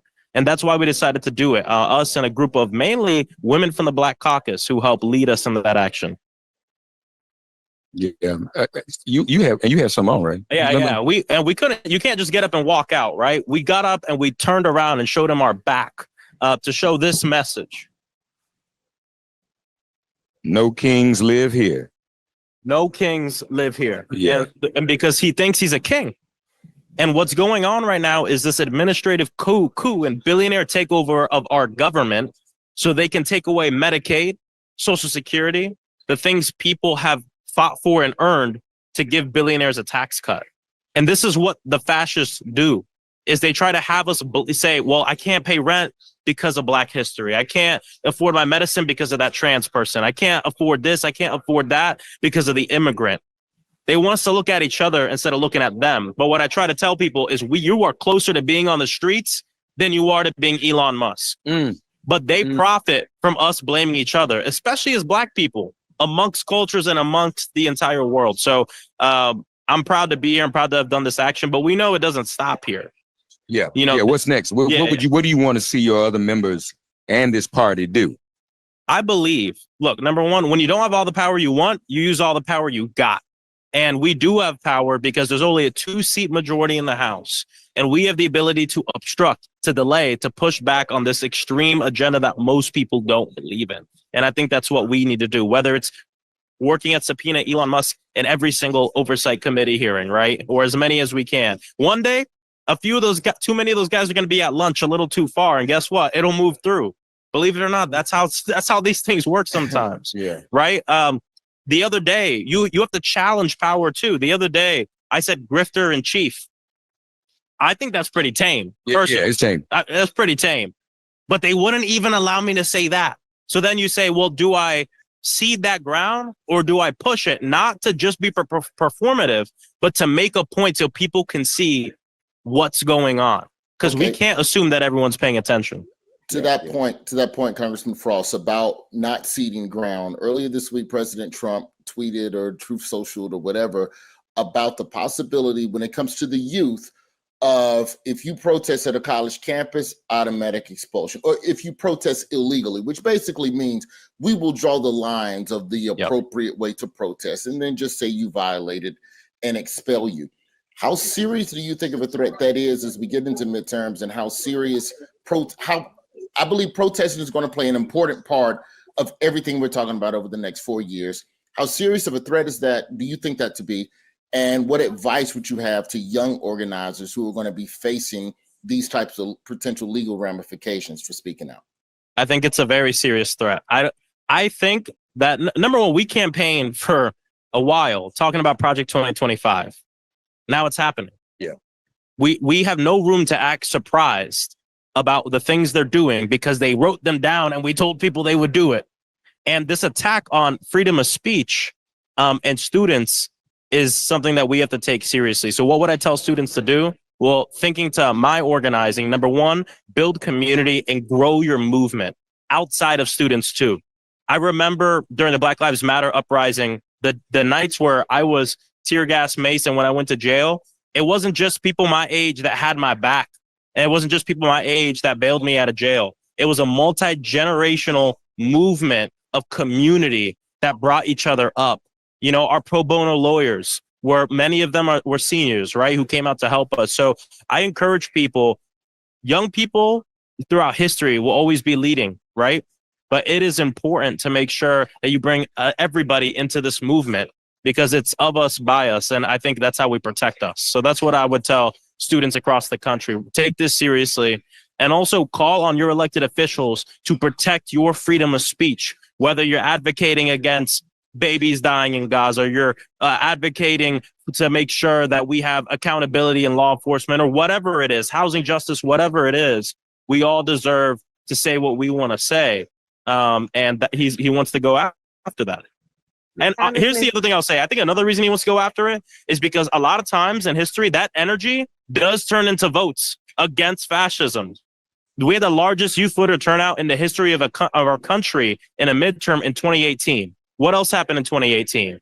Massive protests. What else happened in 2018? Marjorie Stoneman Douglas was shot up and students around the country said, enough is enough. In 2020, we had the highest youth voter turnout in the history of a general election. What happened in 2020? A black man was lynched in broad daylight. People woke up and saw the video and said, enough is enough, took to the streets, then they took to the ballot box. So there's a danger in allowing social movements to emerge. And they want to try to scare people from even going out to the street in the first place. We have to take it very seriously. Thank you, brother. Thank you. Just one last question for Mark. Congressman, it's Angela Reid. Thank you for joining us. Quick question for you. When you consider what just happened and you see how Congressman Green was treated, do you think it was worth it to show up to the joint address tonight? Yeah, obviously this is I don't want to talk bad about anyone for their individual decisions. Everyone's going to decide how they want to represent their constituents. I'll tell you where I'm coming from. Number one, I come from direct action and movement-based politics. And for me, it's all about space. How are you taking up space? When are you leaving a space and making sure you're doing that on your own accord? And of course, I worked hard to get here, but more importantly, my people sent me here. I believe to take up space. But here's the thing that's more from a practical point of view. When you don't show up and sit in a seat, they put a Republican staffer in that seat. When you leave in the middle of the speech, there's no staffers available to sit in your seat. So all these are the things that we try to think about when we do the action. Did I not want to go? Of course I didn't want to go and listen to this BS lies from this neo-fascist racist. But I think there's power in stepping up, leaving in solidarity, of course, with Al Green, but also in solidarity with Black people and oppressed people across this nation. And so everyone has their own way of advocating. Some people boycotted it. Power to them, power to everyone. But this was the way I decided to do my action tonight with a great group of people. Let me say this as he leaves, brother. We appreciate you. Tamika, this reminds me, being with this young 20-something-year-old brother in this Capitol reminds me of when we were with those other young 20-something-year-old brothers in the Capitol in Nashville. So this is deja vu. Love you, man. You keep that up, man. Proud of you, Doc. Appreciate it. All right. God bless. We'll be back, y'all. Go ahead. All right. Thank you. I am so grateful for these cutaways to the Capitol. It's putting us right in the moment. This is really, really good reporting on behalf of Reverend Mark Thompson. I want to come to our sister that she wipes her face. LaTosha was on the plane for 20 hours traveling to get here tonight. LaTosha Brown is the co-founder of Black Voters Matter. Black Voters Matter got something to say about some of this too. So LB, I want to come to you because you all have always been about the work of the people and making sure that we get engaged. I want to know your reaction to what Maxwell was just sharing and what you think our next steps need to be. Oh, freedom. Oh, freedom. Oh, freedom over me. And before I be a slave, I'll be buried in my grave and go home to my Lord and be free. You know, I wanted to sing that song because this is the week marks the 60th anniversary of people who sang that song on the Edmund Pettus Bridge in Selma, Alabama. It is also a song that our ancestors, when they did not have politics on their side, they didn't have resources, they have any of those things. They knew that there was something inside of them that, no, you're not going to dehumanize me. You're not going to take away the Constitution is not what gives me my right to live. God has given me my right to live. And so I say that in this space that I wanted to bring the ancestors and the history and the long history of the ancestors and our resistance in this space. That is a song of resilience, but it's also a song of resistance. And so in terms of going forward, there are 4 things. I'll be real quick because I think I'm turning into a pot of sand right now. I think there's 4 things, and I'm calling it, but I'm saying it in terms of this strategy around force, what we have to do. The first thing is around the fortify. In this moment, people, we have to fortify ourselves. What does that mean? We have to protect our assets and our information. You cannot take for granted that all of the things that you have that is based on the computer that is going to be there. You need to download your documents. You need to protect your resources. My family, who literally lived through the Depression, my grandparents that raised me, that were born in 1905 and 1910, they always kept money in the house. And part of what they said is the reason why they survived and our family survived during the Great Depression is because they didn't have their money in the banks. And so I know that sounds a little like an alarmist, but you need to have $2,000, a minimum of $2,000, if you can, if you have that you got set aside that at any moment you can touch it. Because if your bank card goes down, what you gonna do? Right. And so I think it's really important for us to really think differently. We have to think in terms of a self-determination model on how we're going to protect ourselves and our assets in this moment. When I say protect your information, you have to check your sources, y'all. Part of what is happening is there are people who are intentionally giving us misinformation, disinformation. Check your sources and where you're getting information from. Double, triple, check that, right? The next thing, the next F, as we're talking moving from fortify, we've got to focus. It's really important for us to think about what it is that we need in this moment. You know, we talked about early on the segment that we were on, that we've got to connect to Black farmers, that we've got to figure out where we can get our basic needs met. When we're talking about Social Security cuts, y'all need to understand that 58% of single Black adults over the age that are retirement age, 90% of their income comes from Social Security. 90% of their income comes from Social Security.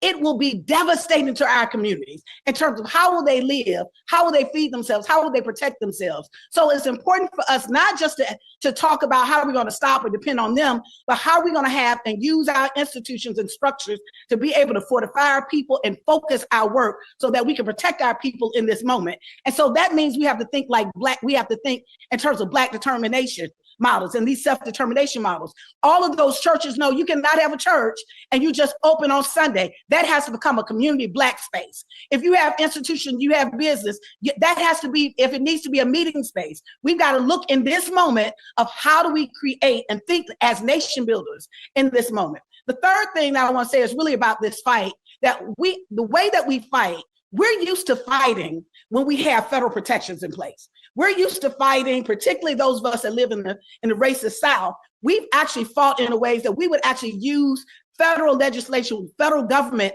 to really be able to hold our states accountable. When that is not in place, how do we protect our people? Part of what we really got to be super, super focused is local control. We need to take over every single, and the wonderful thing about Black folks is we like to live together. So oftentimes we live in spaces that we have substantial numbers where we can take over school boards, that we can take over local elections. We have to focus on local control as much as possible. The mayor's races, the DA races, the local judgeships. The fourth and the final thing that I'll say really is we have to really, it will not be our politics to save us, y'all. It will be our humanity.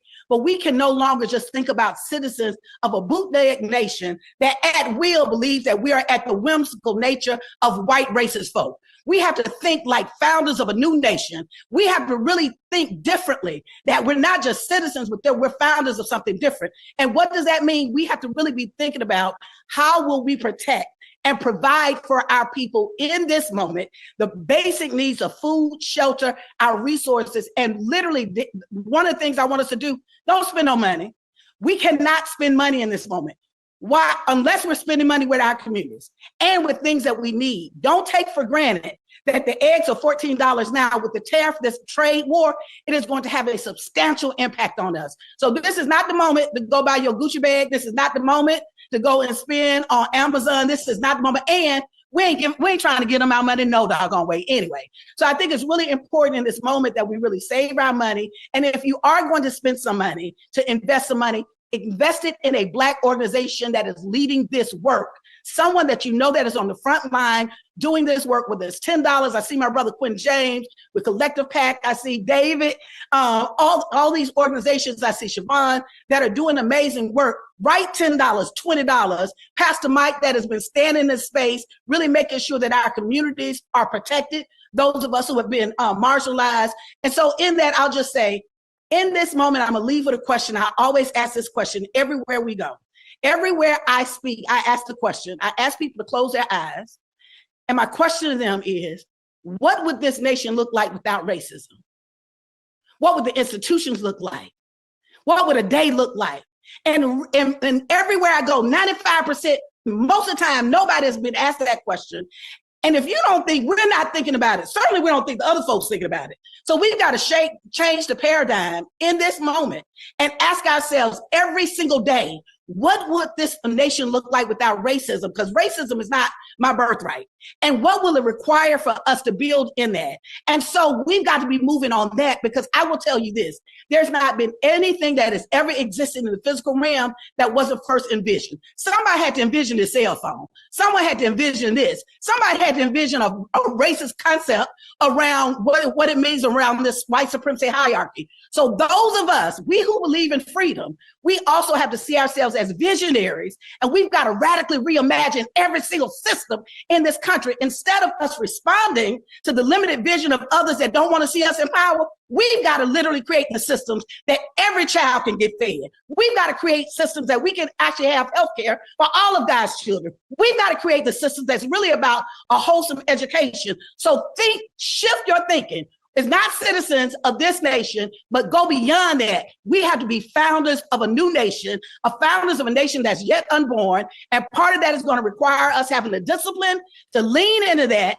to really use our imagination, our innovation, and self-determination to move forward. Thank you, Angela. Thank you, LaTosha. Thank you so much. Let's raise the offering. Yes, the send the doors of plate the church around. are almost open. We've been joined, you all, by another history maker. I so wanted to go to Jamal and Tamika and Angelo to talk about not spending money. Y'all hold that thought, because we got a queen. They might not be no kings in that house, but we have a queen amongst us. She is the CBC chairwoman. She's one of my former bosses, Congresswoman Yvette Clarke from Brooklyn. She gonna show Donald Trump what time it is. She's a real gangster. He don't want to mess with Congresswoman Clarke. She's here. Tell us how you're feeling, Miss Clarke.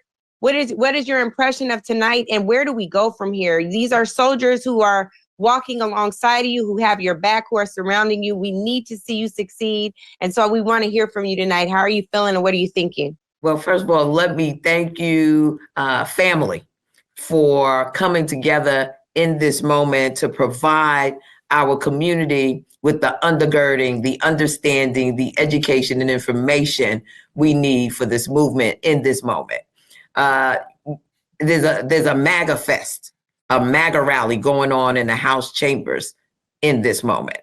And, you know, I didn't expect anything less than a MAGA parade and pomp and circumstance. And it is, listen, I think he's essentially run out of greatest hits. So he's on repeat in this moment. The challenge around that, though, is that he's got folks around him that are ready and willing to implement the craziest of policies and all aimed at, of course, raising up white supremacy as the operating system of the United States of America.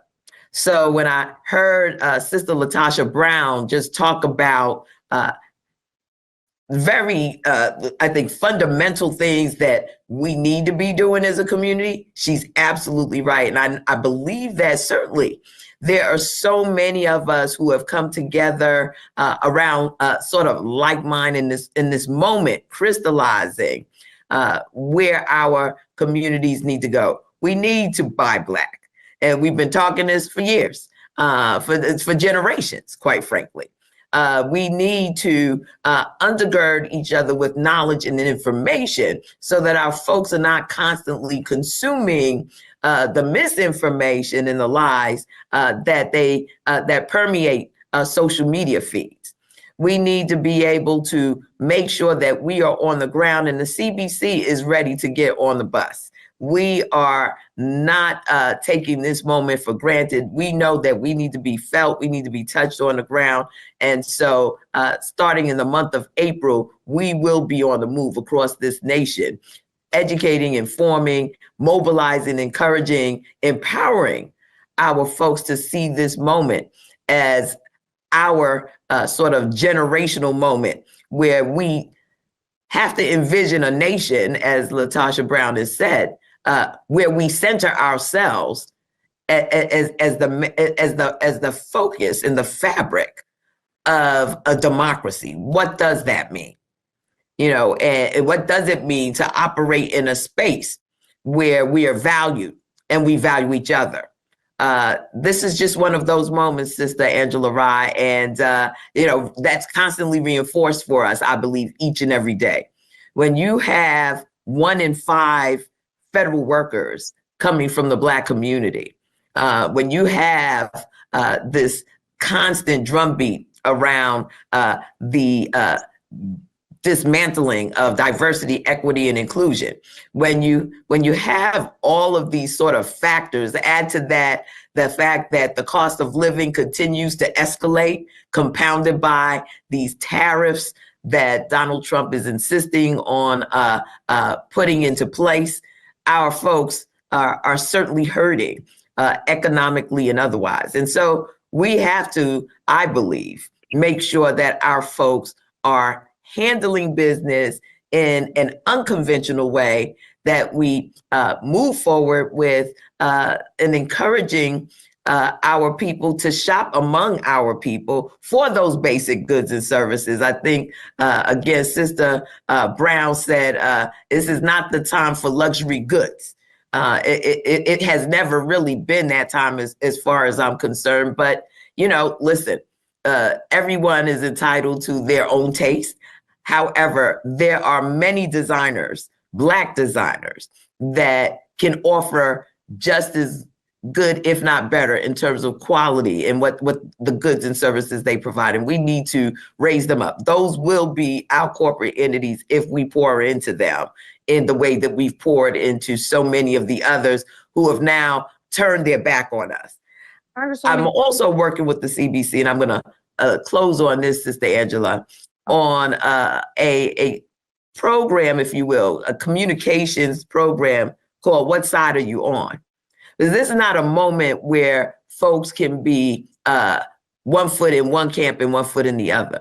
Either you're with the Black community, with the development of who we are as a people, or you're not.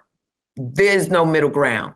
And so that will be another part of what we will be embarking upon as members of the Congressional Black Caucus, 58 strong here in the House of Representatives and 4 strong in the U.S. Senate, the largest number of Black federal elected representatives in the history of this nation.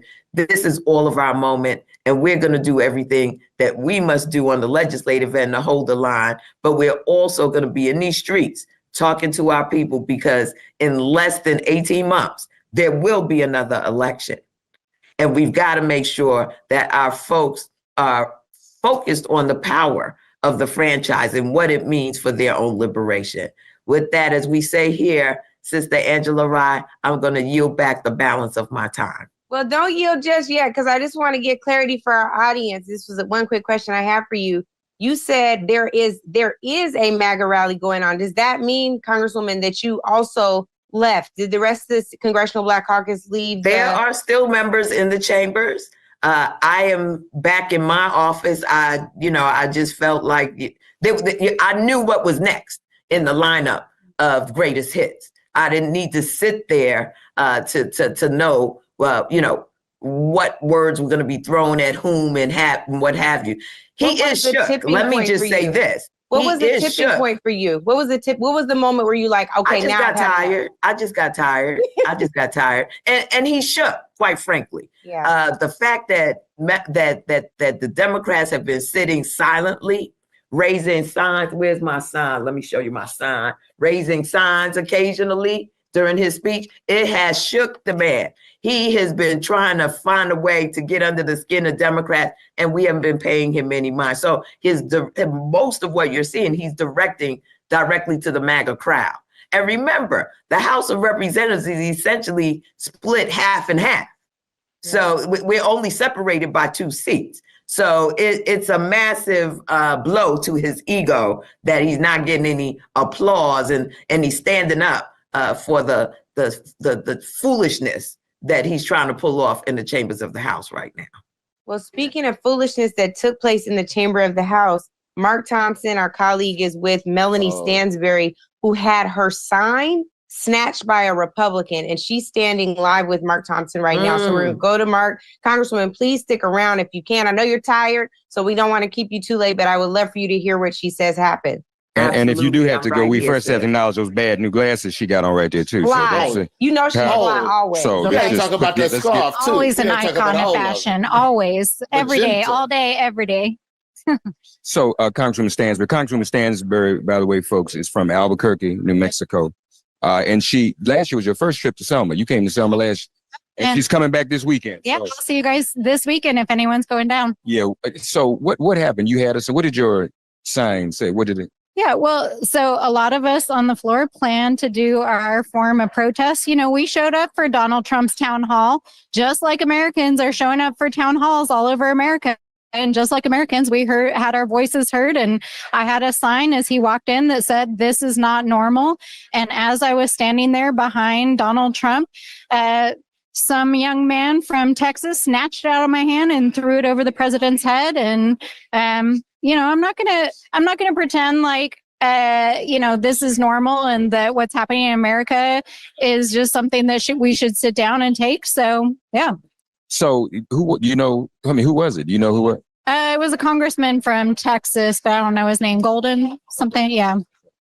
And he just, and I mean, I was obviously in the frame. Marjorie Taylor Greene was facing me, and I think folks were trying to get it out of my hands. So they just pulled it out of my hands. Yeah. Does that violate any rules or protocol? Can someone just snatch something out of your hand and throw it? You know, I listen, I'm not going to make a big deal about it. If they want to be children, if they want to have their MAGA party on the House floor, if they want to play games with us, they can do whatever they want. And I'm not going to lie. I grew up in Albuquerque. I was ready to fight, but that is not how I wanted to end my evening. So, Bro, did you know they get down to Albuquerque like that? I didn't know Albuquerque. I did not know. Hey, he said I was going to Albuquerque, so we need to know. Okay. Yeah. Congresswoman, I have a quick question, Congresswoman. Has it always been like this from the onset in January, or was there ever a brief window where y'all thought maybe we can get across the aisle and get some legislation done? Or is this just an escalation of where you all fully expect it to be at this point in the first 100 days? I tried to come in with an open mind, but when let me be real. The inauguration was on Dr. Martin Luther King Jr. Day. I did not come back to Washington, D.C. I chose to be home in my community celebrating the holiday with my community. But when I saw the images on television of Elon Musk and these billionaires and his cabinet yucking it up, I knew that it was not going to be normal. And then he went down to the stadium and started signing these executive orders. But I was like, okay, I'm still going to give it a minute. In fact, I'm the ranking member, the highest ranking Democrat on the DOGE subcommittee. And my chairwoman in that committee is Marjorie Taylor Greene. I even went and sat with her in her office for an hour, and we smiled and pretended like we could have some bipartisan conversations. And then we showed up for that very first committee hearing, and she did what she does. And I think, that has essentially evaporated. So we know what's up.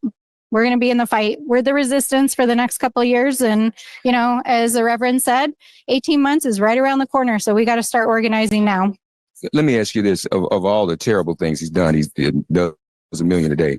Which ones are most threatening and most impactful to your district in Albuquerque? I mean, all of them, right? I mean, day one, he signs this executive order, essentially taking out all of the diversity, equity, and inclusion offices and staff. New Mexico is a minority majority state. We are a state that is Black, Brown, Indigenous, and that is a attack on the people of New Mexico. The executive order he signed 2 days ago, making English the only language of the United States. It is in our state constitution that Spanish is the other language of New Mexico. He's literally violating the state constitution of New Mexico because the border crossed us, by the way. So there is so much that he's doing every single day. He's firing thousands of New Mexicans. He's, these cuts that they're proposing in New Mexico, over 70% of our people are on Medicare and Medicaid. That will not only lead to literally probably the vast majority of New Mexicans losing healthcare, our entire healthcare system could collapse. Yeah. So we're not going to sit here and stand for it. I think and Congressman Clarke, we kind of touched on this earlier, because I don't know if people really understand, Roy and Angela. When they say they're coming for Medicaid, we only think of it in one context. But Medicaid also undergirds those who don't have Medicaid and keeps hospitals open. So when you take away Medicaid, you jamming everybody. Oh, yeah.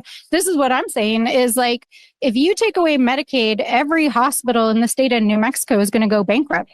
So if you think it's hard to get in to see a specialist right now, after they got Medicaid, all of that's going away. This is not just going to affect low-income people, but it is going to affect low-income people. And as somebody who grew up in the system, somebody who would not be standing here today if it weren't for income supports and Medicaid and food stamps, it is, to me, not only immoral and unconscionable, but it's going to tear apart the fabric of our country. So Albuquerque, you want to get your sign back? Should we go get it back? Let's go. We're gonna go down. Y'all please stay out of jail. But thank you so much for joining us. I want to turn really quickly to we had some encouragement around not spending money. Our dear brother's head was plastered on a sign at the White House just a few weeks ago during a Black History Month reception. That is Reverend Jamal Bryant. Also here from Until Freedom are Angelo Pinto and Tamika Mallory. Y'all, we have to get into this because LaTosha brought up Amazon. She brought up we don't need no designer goods, but we're also talking about Target. Jamal, you have exceeded 100,000 signers on this pledge around the Target fast. I want you to get into that. And Tamika and Angela, I want to hear from you as well on that. Thank you and good evening, everybody. This is what Dr. King called the urgency of now. It is a critical moment, and we no longer have the question of community or chaos. It is absolute chaos, which is why we need community. I want to take a note really from across the border from our dear leader of Canada, who said, I don't want to, but I'm going to have to cut the power. Is that I supply, the Prime Minister said, power to 4 different states, and you're forcing my hand. I think that Black people don't realize how much power we wield with $2 trillion worth of spending power. And what has happened today at Target for them to say that their spending, their growth has gone down because of the economy and recession and tariffs, when the tariffs just started today. It is a reflection of what our power is. Black people, Angela, spend $12 million a day at Target. If we redirect that to our own ecosystem, what will that mean? The Montgomery bus boycott absolutely destabilized the South, not from speeches, but from redirected spending. And so I think that when it is that we saw the inauguration on January 20th and saw who was on the front row, it was not cabinet ministers, it was those who wield wealth, which suggests that's what this president responds to. The wealth of what it is that we have has got to be redirected until we take white supremacy down to their knees. They don't even understand that the next step after civil rights is civil rights. Dr. King was assassinated because he was mobilizing the Poor People's Campaign.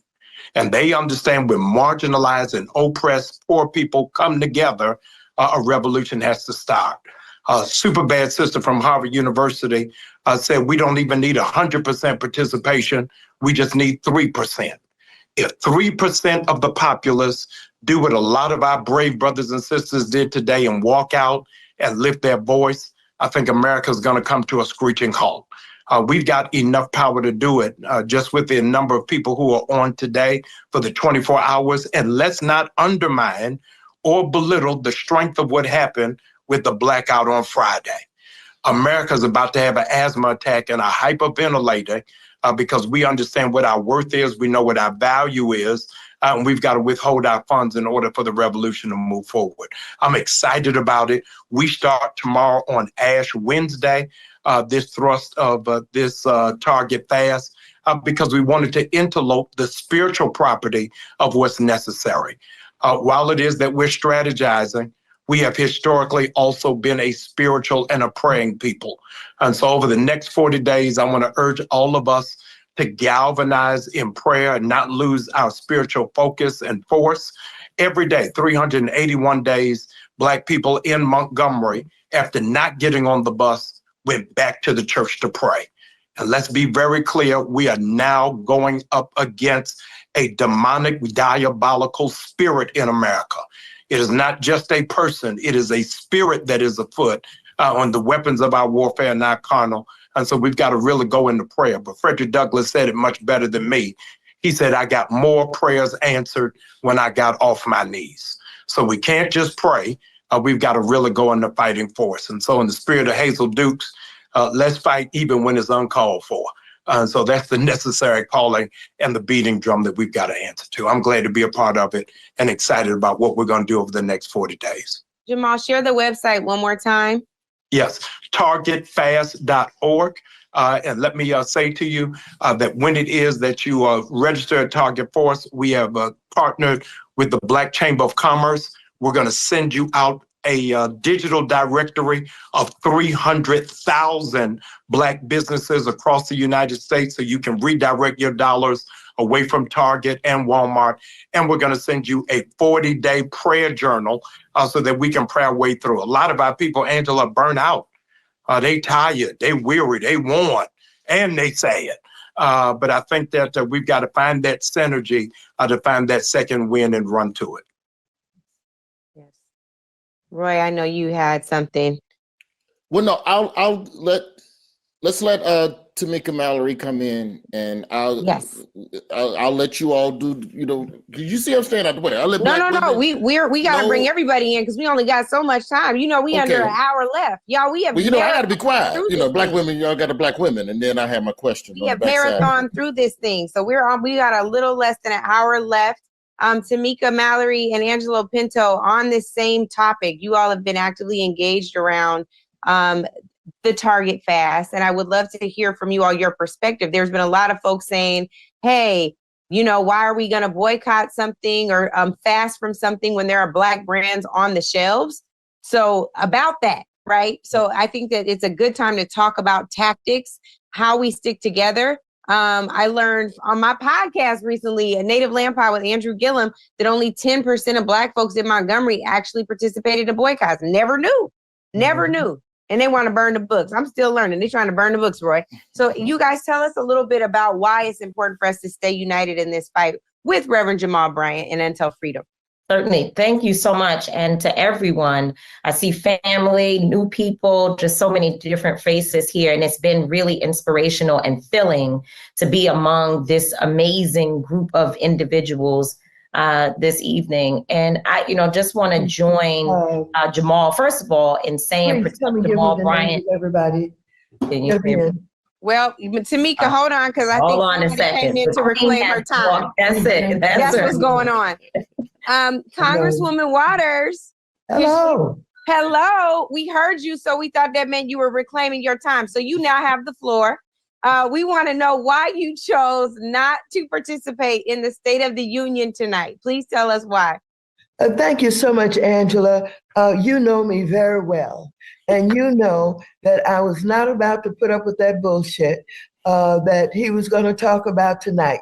You know that I think he is the most deplorable, dishonest, no good man that I've ever encountered in my life. He has insulted us. He's insulted the American people. He's a sexual predator. He's everything absolutely awful that you can describe in a human being. I've never met anything like him before. Angela, you've been out there in Los Angeles. I've worked with gang members, the Crips, the Bloods, everybody. I've never encountered anybody like Trump. Trump is a person without a conscience. He will lie at the drop of a hat, and he knows that you know that he's lying, but he continues to lie. What he did tonight was, first of all, he continued the lies about all of the Mexicans, all of the people coming from, the countries of, Mexico and Guatemala and everybody. What he talked about was, had you believed that they're all rapists and they're all murderers and they're all this and they're all that, continuing to pump up the lie that he has used as his number one issue to divide and to create hate and to have something that he could point to keep the American people believing that he had to protect them from. So it was pretty awful. And I really did not like the way he used the tragic incidents and the families that were there, who of course appreciated, what they think is their president caring about what happened, to the 12-year-old and to others who were victims. And we all feel sad and bad for them, but he misused them. And what he did was he focused on them instead of focusing on the real issues that we're dealing with now and the harm that he's creating for workers by telling them get out of their office by 3 o'clock, by 5 o'clock. You know what that reminds me of? The sundown towns who would tell Black people they had to be out of town by 5 o'clock, before dark. He's still the dishonorable human being that he's always been. It is so sad that we're going through this kind of change right before our very eyes as he and Elon Musk move into all of the agencies and departments of government, shutting them down, firing people, doing everything that they can to basically make sure that this country is ruled by the white billionaires that showed up with him at inauguration time. What he's saying to all of us, we're getting ready to run this country the way that we want to run it. We're getting rid of all these regulations that have protected people in the Consumer Financial Protection Bureau.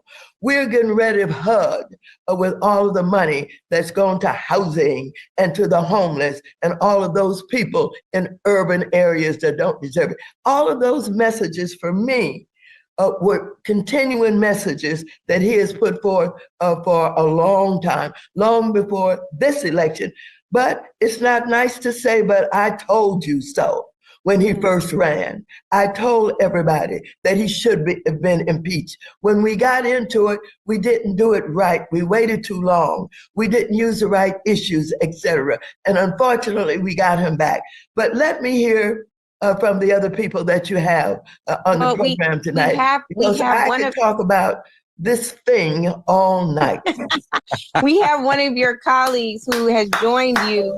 And she's someone who regularly says she stands on your soldiers. He says, whatever Max says we're doing, we're doing. That is Jasmine Crockett, who chose to go to the State of the Union tonight, but she also chose to walk out. So she's right here. Jasmine? Okay. Hey, yes. Right. Listen, for sure. Max is an OG, just like Al Green. I follow their lead. I thank God for them. I really do, especially in this time. You know, as one of the younger members in the Congress, it is so important to have people that are always going to give us a sobering message about the moment that we're in. And as y'all just heard, she did not hold back. She gonna call that motherfucker what he is at all times. And so, and I'm here for it. And what y'all don't know is we both from St. Louis. Listen, we from the show me state, okay? This is what you get out of St. Louis. But I am so eternally grateful because as I was trying to figure out what I was going to do, I was on the phone calling Max and trying to figure it out. And one of the things that we wanted to do was we wanted to make sure that there was space that was held for us. And if we did not show up, then what they were going to do is just put seat fillers in. And I wanted to make sure that the space that, you know, my ancestors bled and died for, that I occupied that space. But I also got the privilege to walk the hell out of it. And so that's exactly what we did so that he could have those empty seats sitting there and that our messages would be seen. Even if he decided he didn't want to hear us, he was going to fill us in our actions. And so I didn't just want to sit there and not clap, but instead I wanted to make sure that I stood up in defiance and I turned my back on him like he has turned his back on the American people, like he has turned his back on the Constitution, like he has turned his back on laws in this country. That is what I wanted to do. And I wanted the American people to know that while we may not have the numbers just yet, that doesn't mean that we don't have fight left in our bodies. And so I am going to fight him every step of the way until we get what we deserve, because it was my ancestors that built this motherfucker. Okay, I'm done now. I'm done because I didn't say all the words. Jasmine, not only for what she just said, but she has been carrying the fight. She has been every day, every week, whether she's in committee, whether she's on the floor, whether she's in the streets, she has been telling what she has learned about him, his leadership. She's called him out. She's called out every dumbass that he's appointed to office while he's talking about getting rid of diversity, equity, and inclusion and hiring some of the dumbest people, some of the most incompetent people in all of the agencies of government that he can get. And then, yes, Elon Musk, because Elon Musk had the money to buy him. This was transactional. He put the money into his campaign, and Trump turned it over to him. And we don't know everything that Elon Musk has done with his high technology ass. We don't know what he's been accused of by some, as it may relate to the election. But we're not going to give up in investigating and finding out whether or not Elon Musk and all the people that he's got hired in his business who are now working for him, we may be paying them through these dumb ass false contracts that he's gotten so much money from. This billionaire is a billionaire because he's exploited the United States of America, et cetera, et cetera. So thank you, Jasmine. You continue to be whom you are. You walk as you tried to get everybody else to do. Thank you. And you did. Then you tried to mobilize. I tried, y'all. I tried, but I'm so proud of the members that were not afraid and decided that they would walk. Because if I didn't have at least a group, then I just wasn't going to attend. So I am so thankful. I know y'all had a chance to hear from Melanie Stansberry, who is my rider out of New Mexico. We had to make sure we at least could do something as a unified group. Because saying, oh, there's only one person or there's only two people. And I really wanted to show that there are more than just one person that is willing to engage in this fight. And if I could not get a group, then I just didn't want to do it. So I'm thankful for every soldier that decided to stand up and walk out. Congresswoman Crockett and Waters, real quick, is the relationship between Democrats and Republicans between now and midterms, is it completely irreparable and we go on to war and just voting them out in 2026? Or is there any modicum of hope that we can come back from this between now and midterms? The energy that was in the room tonight, I mean. Well, let me just say that we have a good caucus, a good Democratic caucus. And what we understand and appreciate is that people show their objections and their disagreements in different ways. And what we see building in this Democratic caucus is ways by which we're going to win this fight. We're going to win this fight. We're going to win this fight because I think what we're all understanding is this. We got to be in the streets. You know, it's not enough to be at home, on the internet, trying to convince people. They want us out there. They want to see us fighting. We are going to inspire people and help people to understand that the power lies when we all are sticking together, when we're working. I believe that if we keep going to the streets and we grow and grow and grow our protests, we're going to have a lot of influence on the courts, who still have a lot of decisions to make. These decisions now are temporary, but we got to get down to the decisions about whether or not what they're doing is in defiance of the Constitution, in defiance of the laws that have been signed by presidents. And what is the difference between an executive order and a law? And what is the difference between an executive order and what's in the Constitution of America? And I think we can help the courts move even stronger.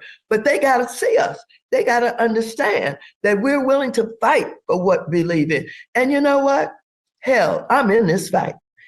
I'm in this fight, and I do believe that there are a lot of other people in this fight.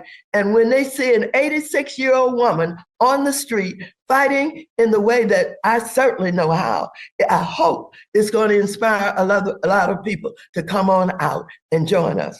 Is that right, Angela? That is absolutely right. And I'm going to tell you what, 86 where? 86 where? I know, right? No, I was just going to say that, listen, this is business. I am going into their backyards, and anybody that I can take out, I'm going to take them out. So I am going to go. I'm going to work. Figuratively. While they, for the fans watching. Yeah, I was about to explain it. Okay. So, because right now they have decided that they don't want to show up and be held accountable to the people that put them into power. They have made a decision, the NRCC, that they're not going to do any more town halls in their districts. So if they're not going to show up and serve their people, then I'm going to show up and I'm going to make sure that they know the truth about why they are cowering and why they are going and bending the knee to the orange one instead of serving the people that made it possible for them to serve in this body. So no, it wasn't even a matter of tonight being the trigger. It was the fact that they decided that they were going to go out. And while this man has allowed Elon Musk to turn off the money for bills that were signed into law by Joe Biden or any other president and decide that they're going to abdicate their duties, that was when I decided that I was going to be coming for all their seats. Any seat that we can get, just know I'm coming for it. And when I say I'm coming for it, I'm not only showing up at their back door, but I'm also raising money. When I raise money, I give money. I spend money. I am in this to win this. Just like Max said, we gonna get this thing done by any means necessary. I'm gonna make sure money, organizing, showing up and doing the work that they don't want to do. We are absolutely going to do it. And yes, I'm going to do the stuff on social media too. I know Max said, you know, we got to get off the computers, but I'm going to do the computer stuff too. Wow, wow, wow, wow, wow, wow. Well, this is amazing, ladies. We so appreciate you coming on. Y'all. We love you, Jasmine. We love you, Congresswoman. Queen Maxine. Thank you. We love you.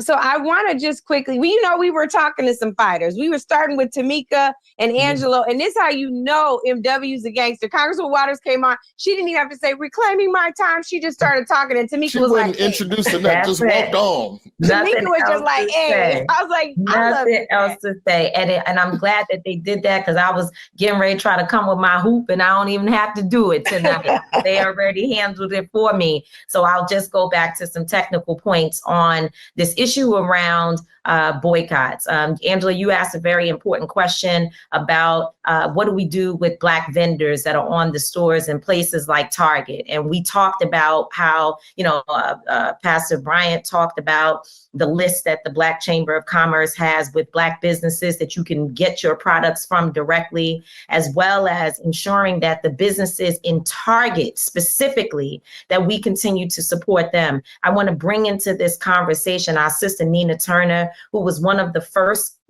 people to say that we needed to boycott Target for an extended period of time. Also, our sister Nakima Armstrong, who is there in Minneapolis, where the Target headquarters is located, holding local protests and meetings and organizing there on the ground. I just want to make sure that they are not missing in the context for how this boycott has come together. All I will say is that there's been a theme throughout this entire very powerful night, and it's been about us engaging in the streets and getting with our people. And I want folks to know that I didn't wake up to a call about a boycott from a group of leaders. It came from the ground. It came into the comment section on almost every post that I could find where Target said that they were rolling back their diversity, equity, and inclusion programs. People started saying, I will never go there again. I'm not shopping at Target. They said their feelings were hurt because Target to them was a place that they went, especially as Black women, as a safe space, and to see that they would cower to white supremacy and to this effort to take away what we believe is the gains of many of us, and of course people who came before us that fought so hard for us to have diversity, equity, and inclusion in these spaces. They felt connected to this, and we responded as organizers to help put some structure around it. Jamal came forward with the list that he's created with over 100,000 names. So this is a ground up effort. And the reason why I bring that up is because as we talk about all of what has been discussed tonight, important things, I want us to remember the grassroots, the people who are out there who are still fighting to keep gun violence tamed in their community, to deal with the issues of food deserts and poverty and injustice that is happening to them locally, police violence, people calling us from inside of prisons who are dealing with the backlash of what they are seeing happening across the country, where white supremacy is even sparking in those spaces behind the walls. Our people need us on so many different levels. And as LaTosha said, let us remember to continue to give money and resources, whatever little bit we have. If we holding it from Target, take half of it, put it under your mattress or wherever you want to save it, and take the other half and send it to a grassroots organizer or organization that is out there doing the consistent work. That while we plan on a mass scale, it is important that we deal with every single issue we talk talked about here this evening. But we must not forget that there are people who are literally the thing between the trigger and the finger of a 13 or 14-year-old child who might kill somebody tomorrow because their grandmother lost their job. And when we talk about federal workers. So it's really, really serious and important to us that we continue to focus on those folks, that we listen to the voices of the people, and that the grassroots, that the people on the ground be really at the center of all of our organizing. We say it Until Freedom, that the people who are closest to the problem must be at the center of the solutions that we put forth in our society. And we want to make sure that everybody here, whoever you are, wherever you're organizing, let's ensure that we diversify. We want to talk about diversity, equity, and inclusion outside in the world. Let us diversify every single space that we are working in to ensure that our people, all of our people, are there to inform us as we go forward and do our work. God bless y'all, and I love y'all. And I'll just say, I think that we're boycotting because we know we have to make America think again, right? We need to make America think again. And the only way you make folks think is when you speak their language. So if their language is money, you got to speak money or act money. If the language is votes, you got to act votes. If the language is viewership, you have to act viewership. And those of us who fight, we know that you have to fight on every front. And as Pastor Bryant said, boycotts are really redirecting our spending. And the reason we redirect our spending is because we know we must redistribute the pain. Black folks can't be the only folks in this moment who are feeling pain. And when we begin to redistribute how we spend, we can redistribute some of that pain. And a big piece of that is really showing our outrage. We often say we're not outraged enough. But when we begin to change our actions, we show our outrage, and the outrage must be paired with action. It must be paired with consistent action. And for us, the message that we're really trying to send to folks is you can vote with your pocketbook. You can vote with your bank account. You could vote with your viewership. You can vote with every vehicle. We have power, and Black folks have a lot of power. Don't listen to anyone who says you don't have power. But every place you have it, you must send a message to the gatekeepers that we're going to use the power so that Black folks can get the things we need and not be oppressed any longer. We also always say we need to build something different. I think this moment has showed us that we need something different more than ever. But not only do we need something different, Black folks got to be the ones that build the something different. And in this moment, I think the biggest lesson of all is we have to begin to build things that can't be rolled back. We cannot build more things that a new administration, a new whoever can come into position and roll it back. And I believe the only things they can't roll back is when we spend with ourselves. The only thing they can't roll back is when we vote for Black folks who carry our agenda. The only thing they can't roll back is when we organize like this to deliver messages we know our people need. So for me, the more we organize, the more we move together, the more we can build institutions, plans that they can't roll back. So that's what we do. What have you all found, Angelo and Tamika? First off, thank you all for what you all have been putting together with regards to this.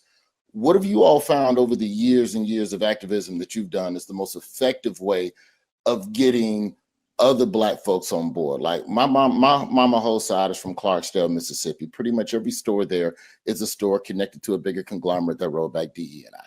So when you're trying to get them to understand, hey, here's something you can order from an independent vendor. There's TikToks now of people going in Target and basically putting the camera in front of Black and brown folks and like essentially using shame as a tactic. There's education as a tactic. What have you all found has been the best way to get more people to understand the value and everything that you all are trying to get done? So I would say that we only go at it a few times and then we keep it moving and roll with the ones who want to get with it. And usually more people come along as time goes on. As long as we're disciplined, you begin to see other people saying, let me peek my head outside the door and see what's going on, and maybe I'll join that fight. And so I think that's, obviously very important that we stay consistent, which is not always easy, but it also helps when we are working with like-minded individuals and when we empower local voices to help lead those movements, and that they don't feel we're telling them what to do, but instead that they're a part of the process for how things come together. And so I think that a lot of people are feeling like they are a part of this movement because largely Black women who are everyday moms, everyday sisters living in their communities are the ones whose voices were first in this, in this fight. And so I think empowering them is so important, and I totally understand what you mean, because we do have the challenge of trying to get everybody, but that has never been the case. Angela, you talked about the percentage of people who actually participated in the bus boycott, and even all of those people didn't start at the beginning. It took time for them to see a couple of things. One, to be ashamed to keep trying to get on the bus when everybody else was making sure that they walked right on past it. And I think that's one of the tactics that we also use, is to let our folks know you look kind of crazy going in Target while the rest of us are standing outside. And I would say Black people are really a people of rhythm, right? I think Angela trying to. Yeah, she tried to. I'm on mute. I'm on mute. 12 o'clock.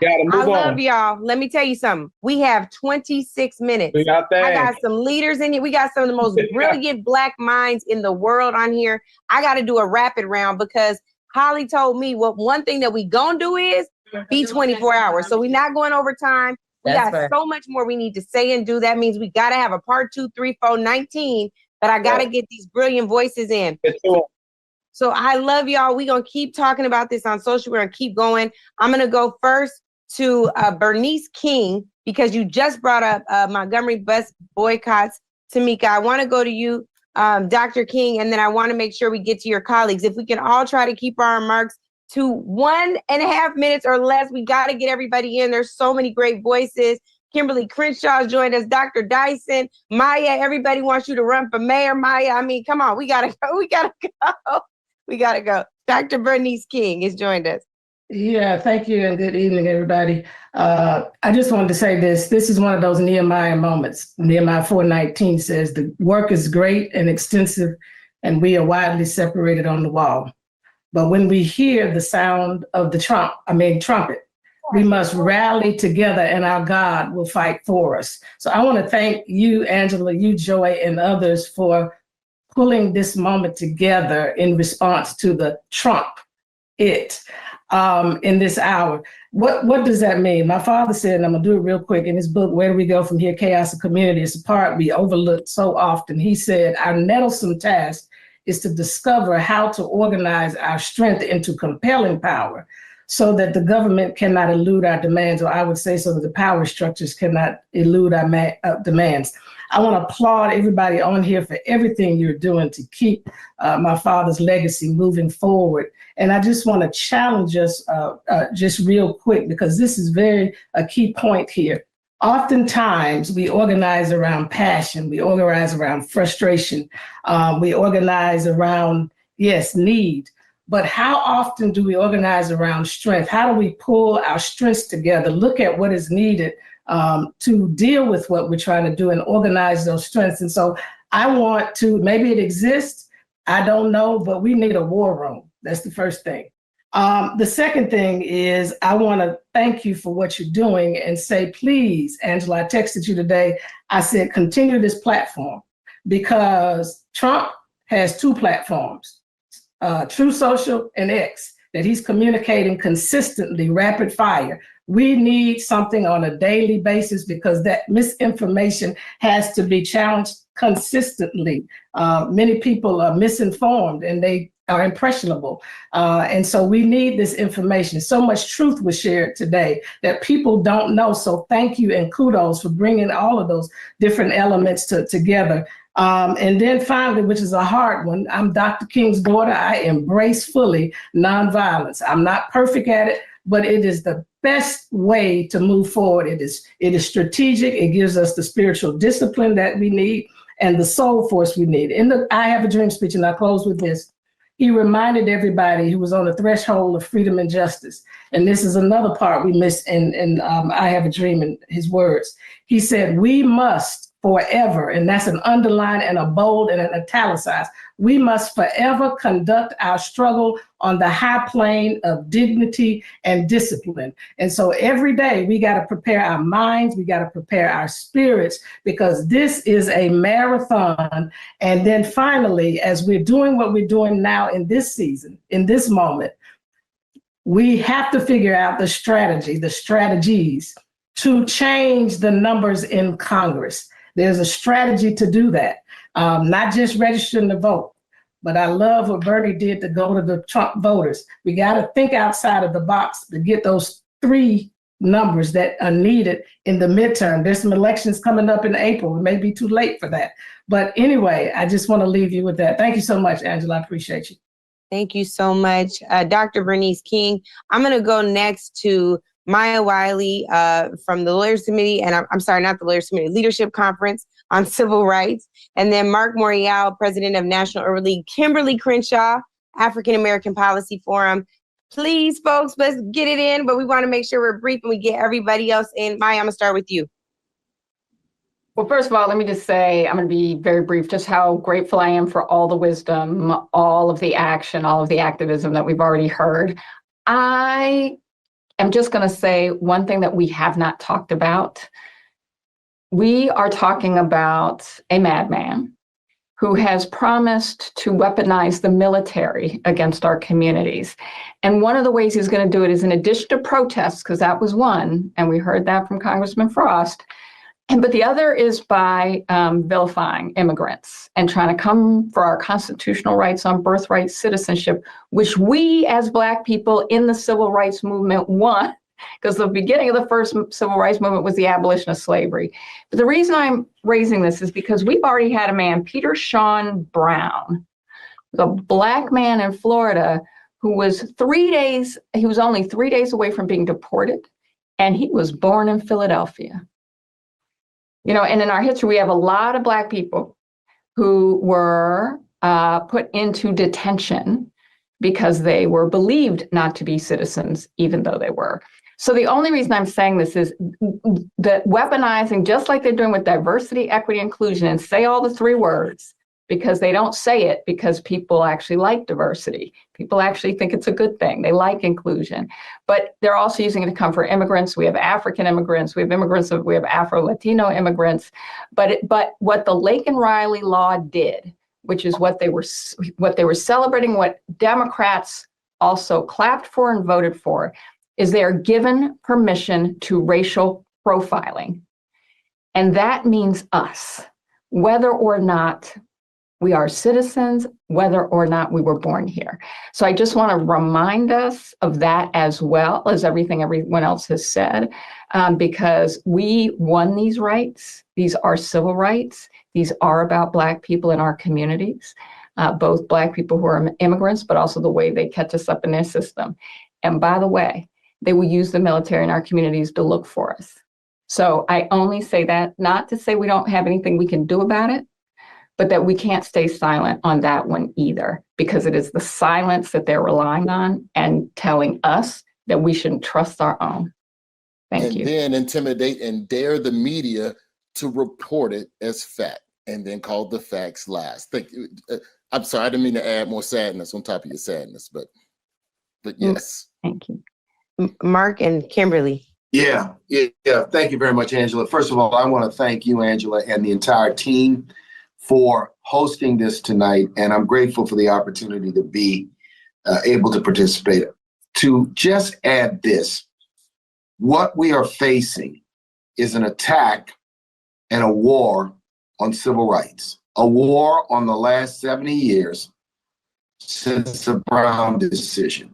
Every single action being undertaken seeks to repeal the progress we've made and to erase our contributions to this nation.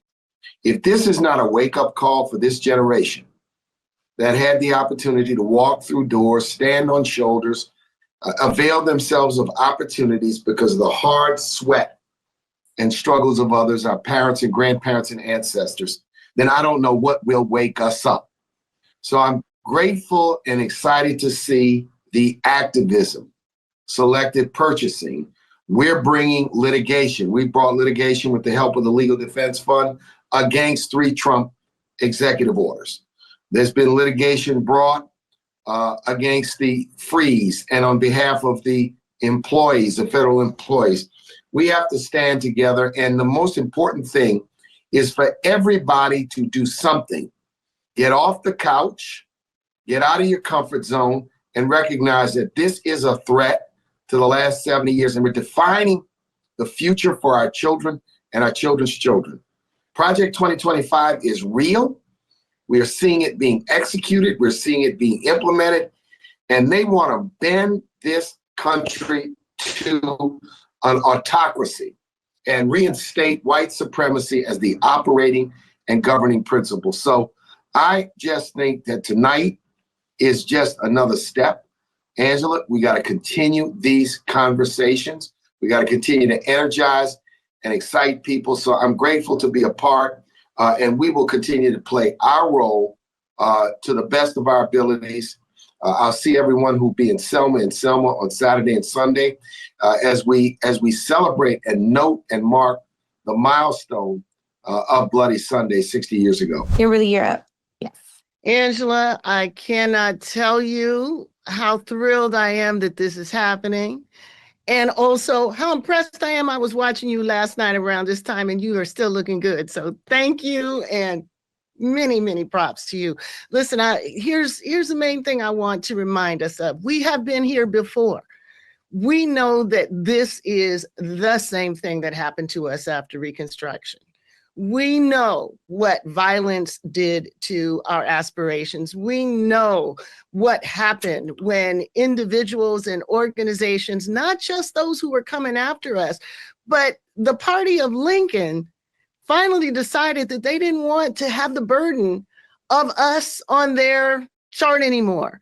And so what really worries me about this moment is the thing that we're not saying as much as we should, which is in this terror moment, in this moment when they're removing us from everywhere, it's not just MAGA that we have to struggle with. The call is coming from in the house. When we can see people being removed, Black people who are accomplished, who are at the top of their field, from Joy to 4-star general, they are coming after us as the vehicle for this agenda. We've got to be able to call it out. When we know that our fellow Democrats, our fellow progressives, our fellow leftists, our fellow liberals are more afraid of being called woke than being on the wrong side of history, the fight is here. So this has been a fight that's been going on for several years. Many of us have been saying, Mark Morial, one of them, Siobhan, Arline, another one, that this attack on our freedom, this attack on our civil rights history, this attack on our ability to know and understand what our history is telling us is an attack on the entire infrastructure of the last 60 years. They've told us from the beginning, they're coming after public education, they're coming after public values, and they're coming after the government. And that's exactly what they've done. So if there's any moment of doubt, if there is any question about why we have to fight now, just remember, Woodrow Wilson did exactly what Trump is doing right now. He cleared us out from the government. He eliminated the protections that we had. He was backed up with the Supreme Court, who was willing to sign on to it. And lastly, but not least, our friends allowed them to do it. So our fight has to be multi-level. We have to fight MAGA, yeah. But we got to fight those who are willing to say, maybe we're going to compromise on diversity, equity, and inclusion. Maybe we're going to compromise on Black history. Maybe we don't need to be worried about all of these ideas and these frameworks. Maybe we can negotiate a settlement. Whenever a settlement is negotiated, trust, we're the ones that are going to be thrown under the bus. So I couldn't be happier to be part of this. I couldn't be more enthusiastic and excited about the fact that we are on the march. The Saints are marching in, and I'm glad to be in that number. And let's remember, I'm going to end by quoting Sherilyn Ifill, who said, leave no power on the table. What did she mean by that? She meant to say, yeah, we're fighting at the federal level, but the real power is at the local level. It's at those school boards. It's at the city council. It's at all the places where these decisions about what actually shapes our lives are made. So we need to step up, step in, be there, recognize that this fight is not the fight for the next 4 years. It's a fight for a century, and we need to be part of it. Thank you so much. You guys, we have 12 people and 11 minutes left. Stephanie Young, I'm coming to you. We're going to be quick. Let's be mindful. Otherwise, we can't thank all the team that pulled this off. So please be mindful. Stephanie Young, you have the floor. Talk to us about voting. We're going to go to these packs and get it done. Yeah, well, thank you guys so much for all the work that you're doing continuously to make today, tonight, and even tomorrow, and all the things that we'll do together happen. I think it's really important to remember because I think a lot of folks have been discouraged and depressed, obviously, with what's happened, but we had 89 million people in this country actually not vote. 244 million people voted in this election. This is not the highest turnout. I think Maxwell Frost said it. 2020 actually had the highest voter turnout. And when you think about the multi-level fight that Ms. Crenshaw just laid out, it's incredibly important that we're attacking it from all facets. So from civic engagement to civil disobedience, obedience to clear, concise, authentic, and real, consistent messaging. And we know, wearing my old hat, working in the voting rights space, that peer-to-peer organizing is really the number one converter to get as many people registered and ready to vote. And voter education doesn't stop there. That also goes to ensuring that people understand not only, what does my vote get me, but also all the different levers that voting actually pulls, from the school boards all the way up into, obviously, the President of the United States. So I think that when we're having these conversations, we can't leave out the deep organizing that actually has to happen, because our people aren't fully out on the field when it comes to making their voices heard. And then also fighting the disinformation that comes from, all different sides. But from the peer-to-peer organizing, the voter education registration, that can't just happen 12 months or 6 months before the election, but actually needs to start right now. It takes 7 touches to get someone actually registered to vote and engaged.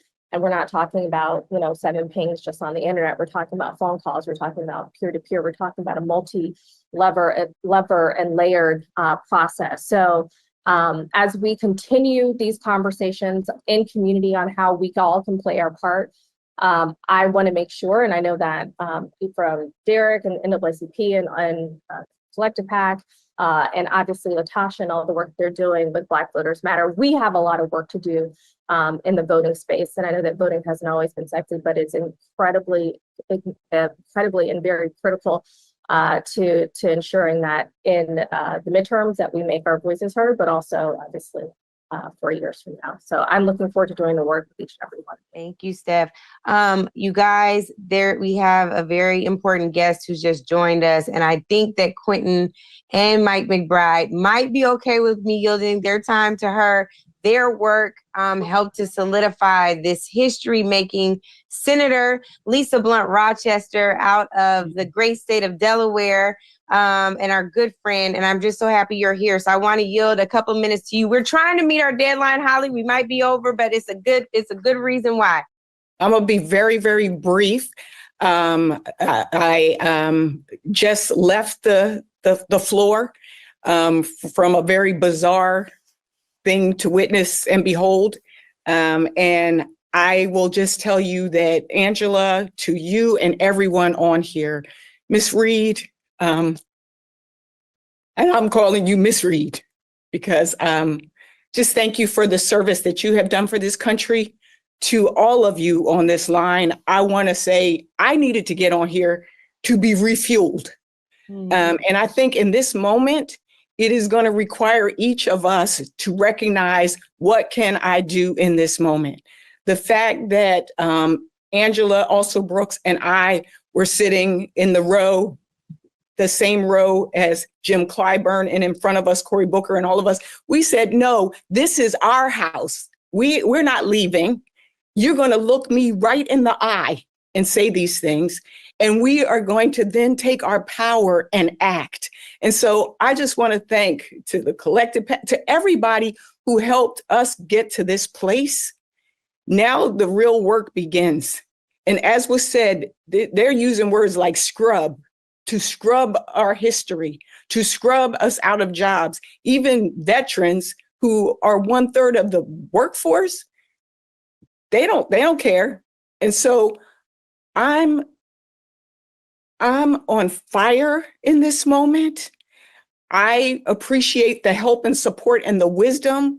Like Sherlyn Eiffel is going to be meeting with me and talking to me and talking about some of the levers. I'm once an urban leaguer, always an urban leaguer. Kimberly Crenshaw, Jamie, I could literally go through all of you here on this call and say thank you, thank you, thank you. But remember, in this moment, I said on the Senate floor, for us, we know that trouble don't last always. For us, we know that it doesn't last always when we walk together, children, and not get weary. And that ultimately joy will come in the morning, but we got to do the work right now while it is night. And so I am just grateful for your presence. I'm grateful for your work. I'm looking forward. Look, I'm starting to see other people that I needed to call out, but I'm so grateful. And on behalf of those of us who are Leah, Daughtry, I don't want to get started, but I just want to say thank you for your work, and we are ready to get to work together. Thank you, Angela, so much for this lifts my spirit as we go into tomorrow. That's all I want. Stick around till midnight, because that's when the hour is darkest, but we know morning is coming. Quentin and Mike, real fast, and then I'm going to get to these ladies that we did get to. Everybody be encouraged. While this is, is the worst of times, it's also the best of times. We've never had as many Black leaders in public office as we do right now. And that's because of the work of everybody on this line, everyone watching. We've put the work in. We came up short last November, but we're going to put the work in this year and next year. We have a Black candidate running for governor of New Jersey right now, in Ras Baraka. Tonight was election night in St. Louis. Mayor Tashara Jones running for re-election. And so while we are thinking about what's happening in DC, a lot of power is being built on the ground. And so thank you all for what you have done. We're going to continue doing it throughout this next year. Thank you, Quinn from Collective PAC. Pastor Mike McBride from Black Church PAC. Yes, Black Church PAC and Live Free. Let me just say, this whole day, these last 24 hours, has been a demonstration of what happens when we organize together. A disorganized truth will find it difficult to defeat organized lies, what I was taught. And so my hope is that we organize ourselves on the ground. Brother Quinn just said it powerfully, all politics is local. As we've manifested and flexed online, may we do that on the ground. May we attend to the differences among us on the ground by class, gender, sexuality, all the things that try to divide us. Organize ourselves into the power we need to keep this demonstration of our unity together. I think Elijah Muhammad said, our unity is more powerful than an atomic bomb. May we use our unity to defeat this wickedness around us. God bless everybody. Thank you, Pastor Mike. Since we're in the Bible, I'm going to go to Red Lip Theology. I missed my red lip today, but Candace Marie Benbow is here. We need to hear from you. I personally reached out to you, sis. My best friend was like, you know who you need to have. So you're here. Please, we want to hear from you. I just want to say that the one thing I want to challenge us all to do, creators, create, writers, write. If this is a moment of disinformation, of misinformation, they are burning our books. What will the record bear 50 years from now? So not only do we need to document this time and tell the story, we also need to do the work that our souls need to have and our souls must have. And as we're talking about self-care, as we're talking about lifting each other up, that's going to come from the art that we create. That's going to come from the love that we emit and give each other. And I am heartened by tonight, sis. I'm so proud of you. I was up last night when you started, and I'm with you here at the end, and I'm so proud of you. Thank you so much for this. Thank you so very much. I'm going to go to Hope Giselle and then to Dr. Raquel Martin. Did I lose Hope Giselle? I might have lost her. Okay, Dr. Raquel Martin, I'm sorry. Yeah, no problem. So I just wanted to state that although we acknowledge the fact that activism is inspired and sustained by love and community, when it is constantly being challenged by injustice, the emotional toll is going to lead to burnout and numbness and detachment. So I am working with clients. I'm a licensed clinical psychologist. I really just want y'all to be mindful of signs of resistance fatigue. That's the exhaustion that comes from sustained activism, advocacy, fighting for justice.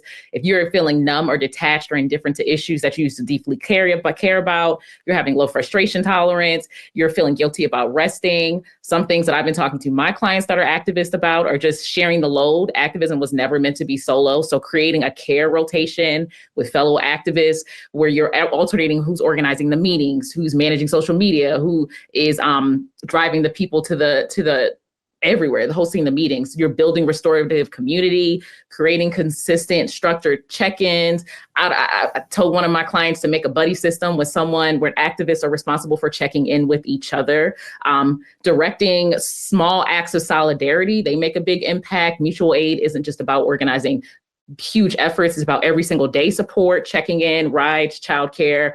When it comes down to it, as a medical professional, I'm also a liberation psychologist, and healing isn't just about the individual. It's about dismantling the systems that make us sick in the first place. And all this extra stress leads to increased susceptibility to illness and autoimmune disorders. So to all the individuals watching this, the medical and health professionals, our job isn't just to help people survive oppression, it's to challenge it. So if we're not working towards justice, we're also maintaining the harm. So doctors can contribute to this by providing equitable care, anti-racist care, addressing social determinants of health, because therapy does not have a monopoly on healing. I am a psychologist, but it doesn't have a monopoly on healing. So whether it's your path to healing is therapy or creating or activism, it's going to be paved with community, and we're going to need that more than ever. So also check in with yourselves, everyone on this call. If you notice the same people are organizing every single one of these talks, that's a problem, because the whole aspect of longevity isn't just about skill or outworking everyone. It's about taking care of yourself. So many times people talk about pouring from an empty cup. Most of y'all don't even have cups. Y'all have like spaghetti strainers. Y'all got colanders because everything's poking holes in it.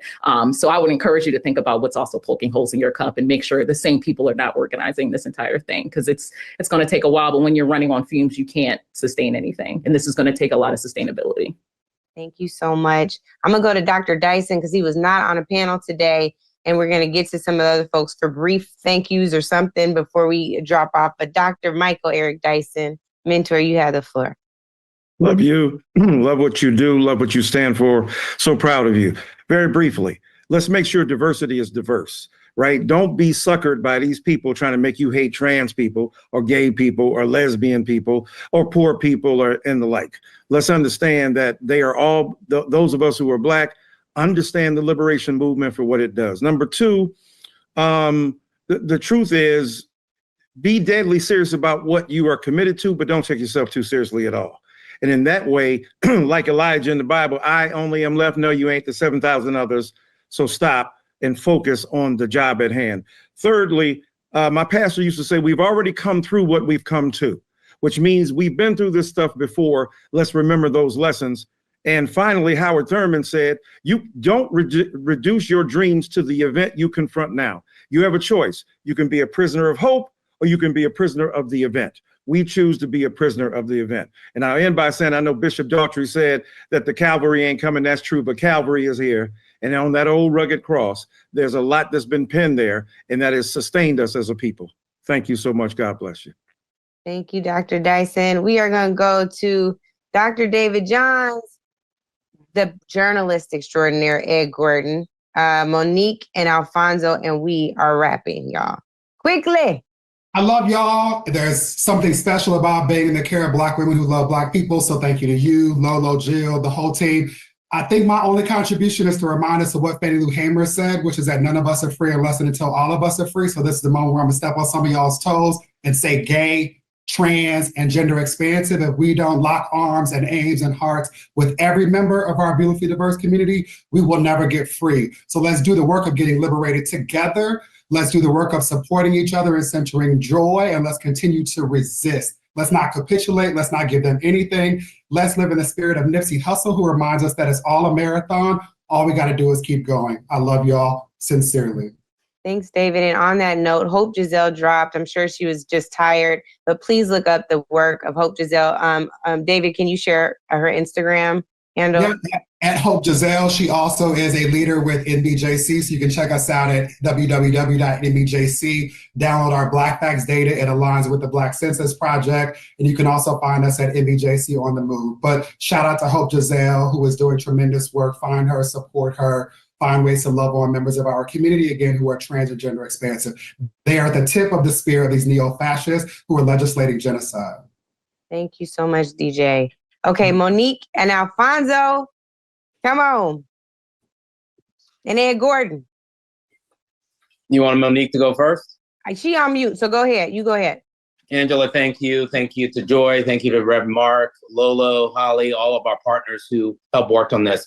What I want to leave us with is make sure we remember is that there's a direct connection between our wallets, our pocketbooks, and our dignity.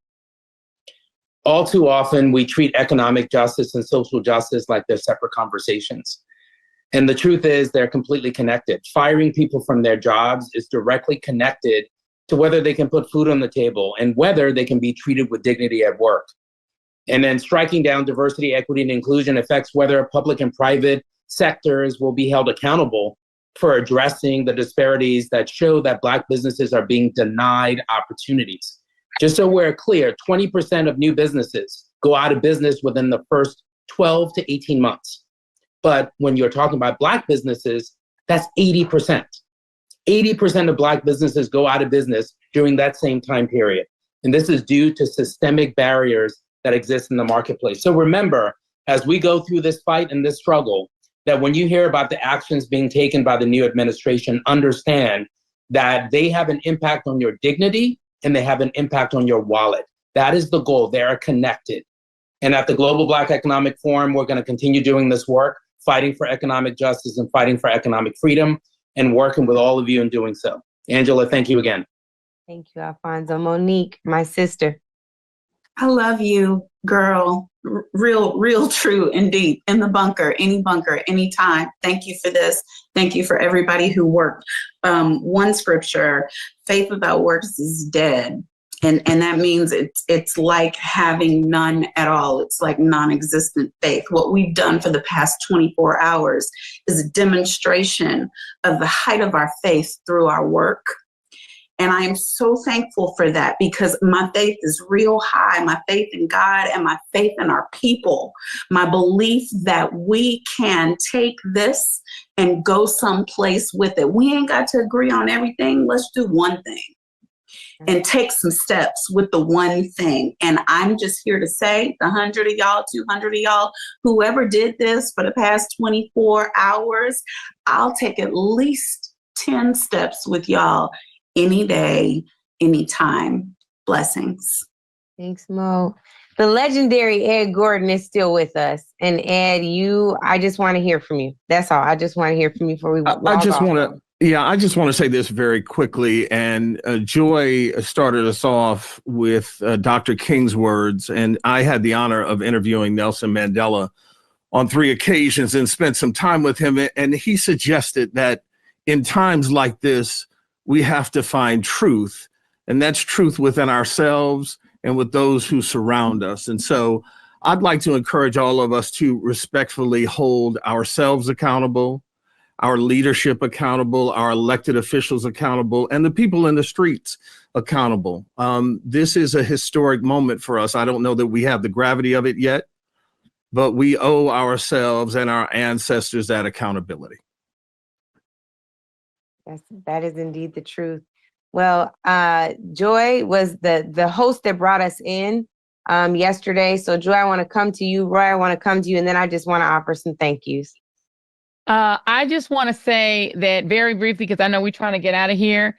Y'all, I'm telling you, the contrast in my text messages between the people who watched the joint address and the people who stuck with us, the people who did the 24 hours, however long they spent with it, it could not be sharper. I think what we have learned tonight is that our people don't need to be directed to consume what the mainstream tells them to, or to know what the mainstream tells them to know.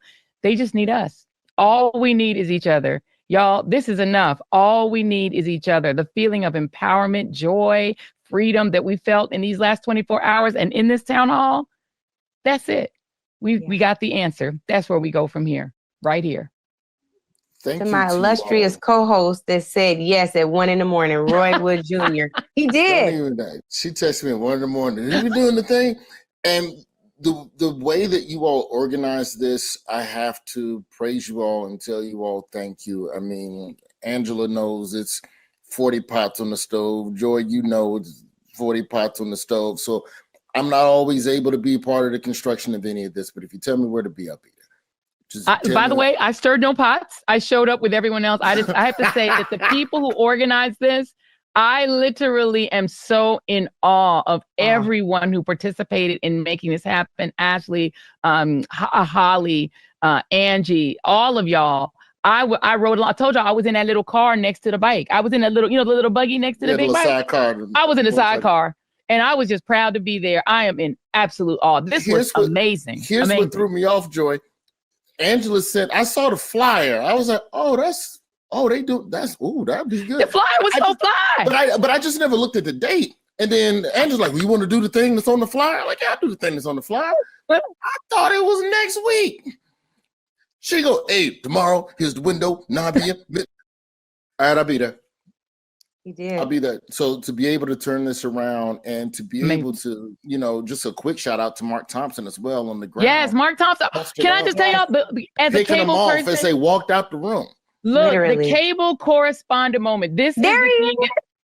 Mark Thompson, correspondent in the field, doing the thing. And we've seen him do it before. He used to do it sometimes for me on my cable show. When I tell you that brother made this thing one of the most entertaining, informative, live. It was in the moment. This was some of the best non-television television that I'm a veteran. I've been at this a long time. Y'all, I'm an oldie goldie. Baby, this was some of the best non-television television I've ever seen. I was inspired, but I was also quite entertained. I gotta tell you, Thanks. Oh, there he is. Mark. There he is. Mark. Now, Mark, you can't have preacher words, but you got some pardon words, because I'm gonna get these thank yous into all these people. So this is an incredible group I've had the honor to work with. I have been up since 6 a.m. Monday morning, not just 24 hours. So I'm going to go try to find a few minutes to sleep before I go to Selma and not sleep at all. God bless you all. Really great to work with Ashley and Holly and Lolo and all of you, YouTube, Angela and Joy.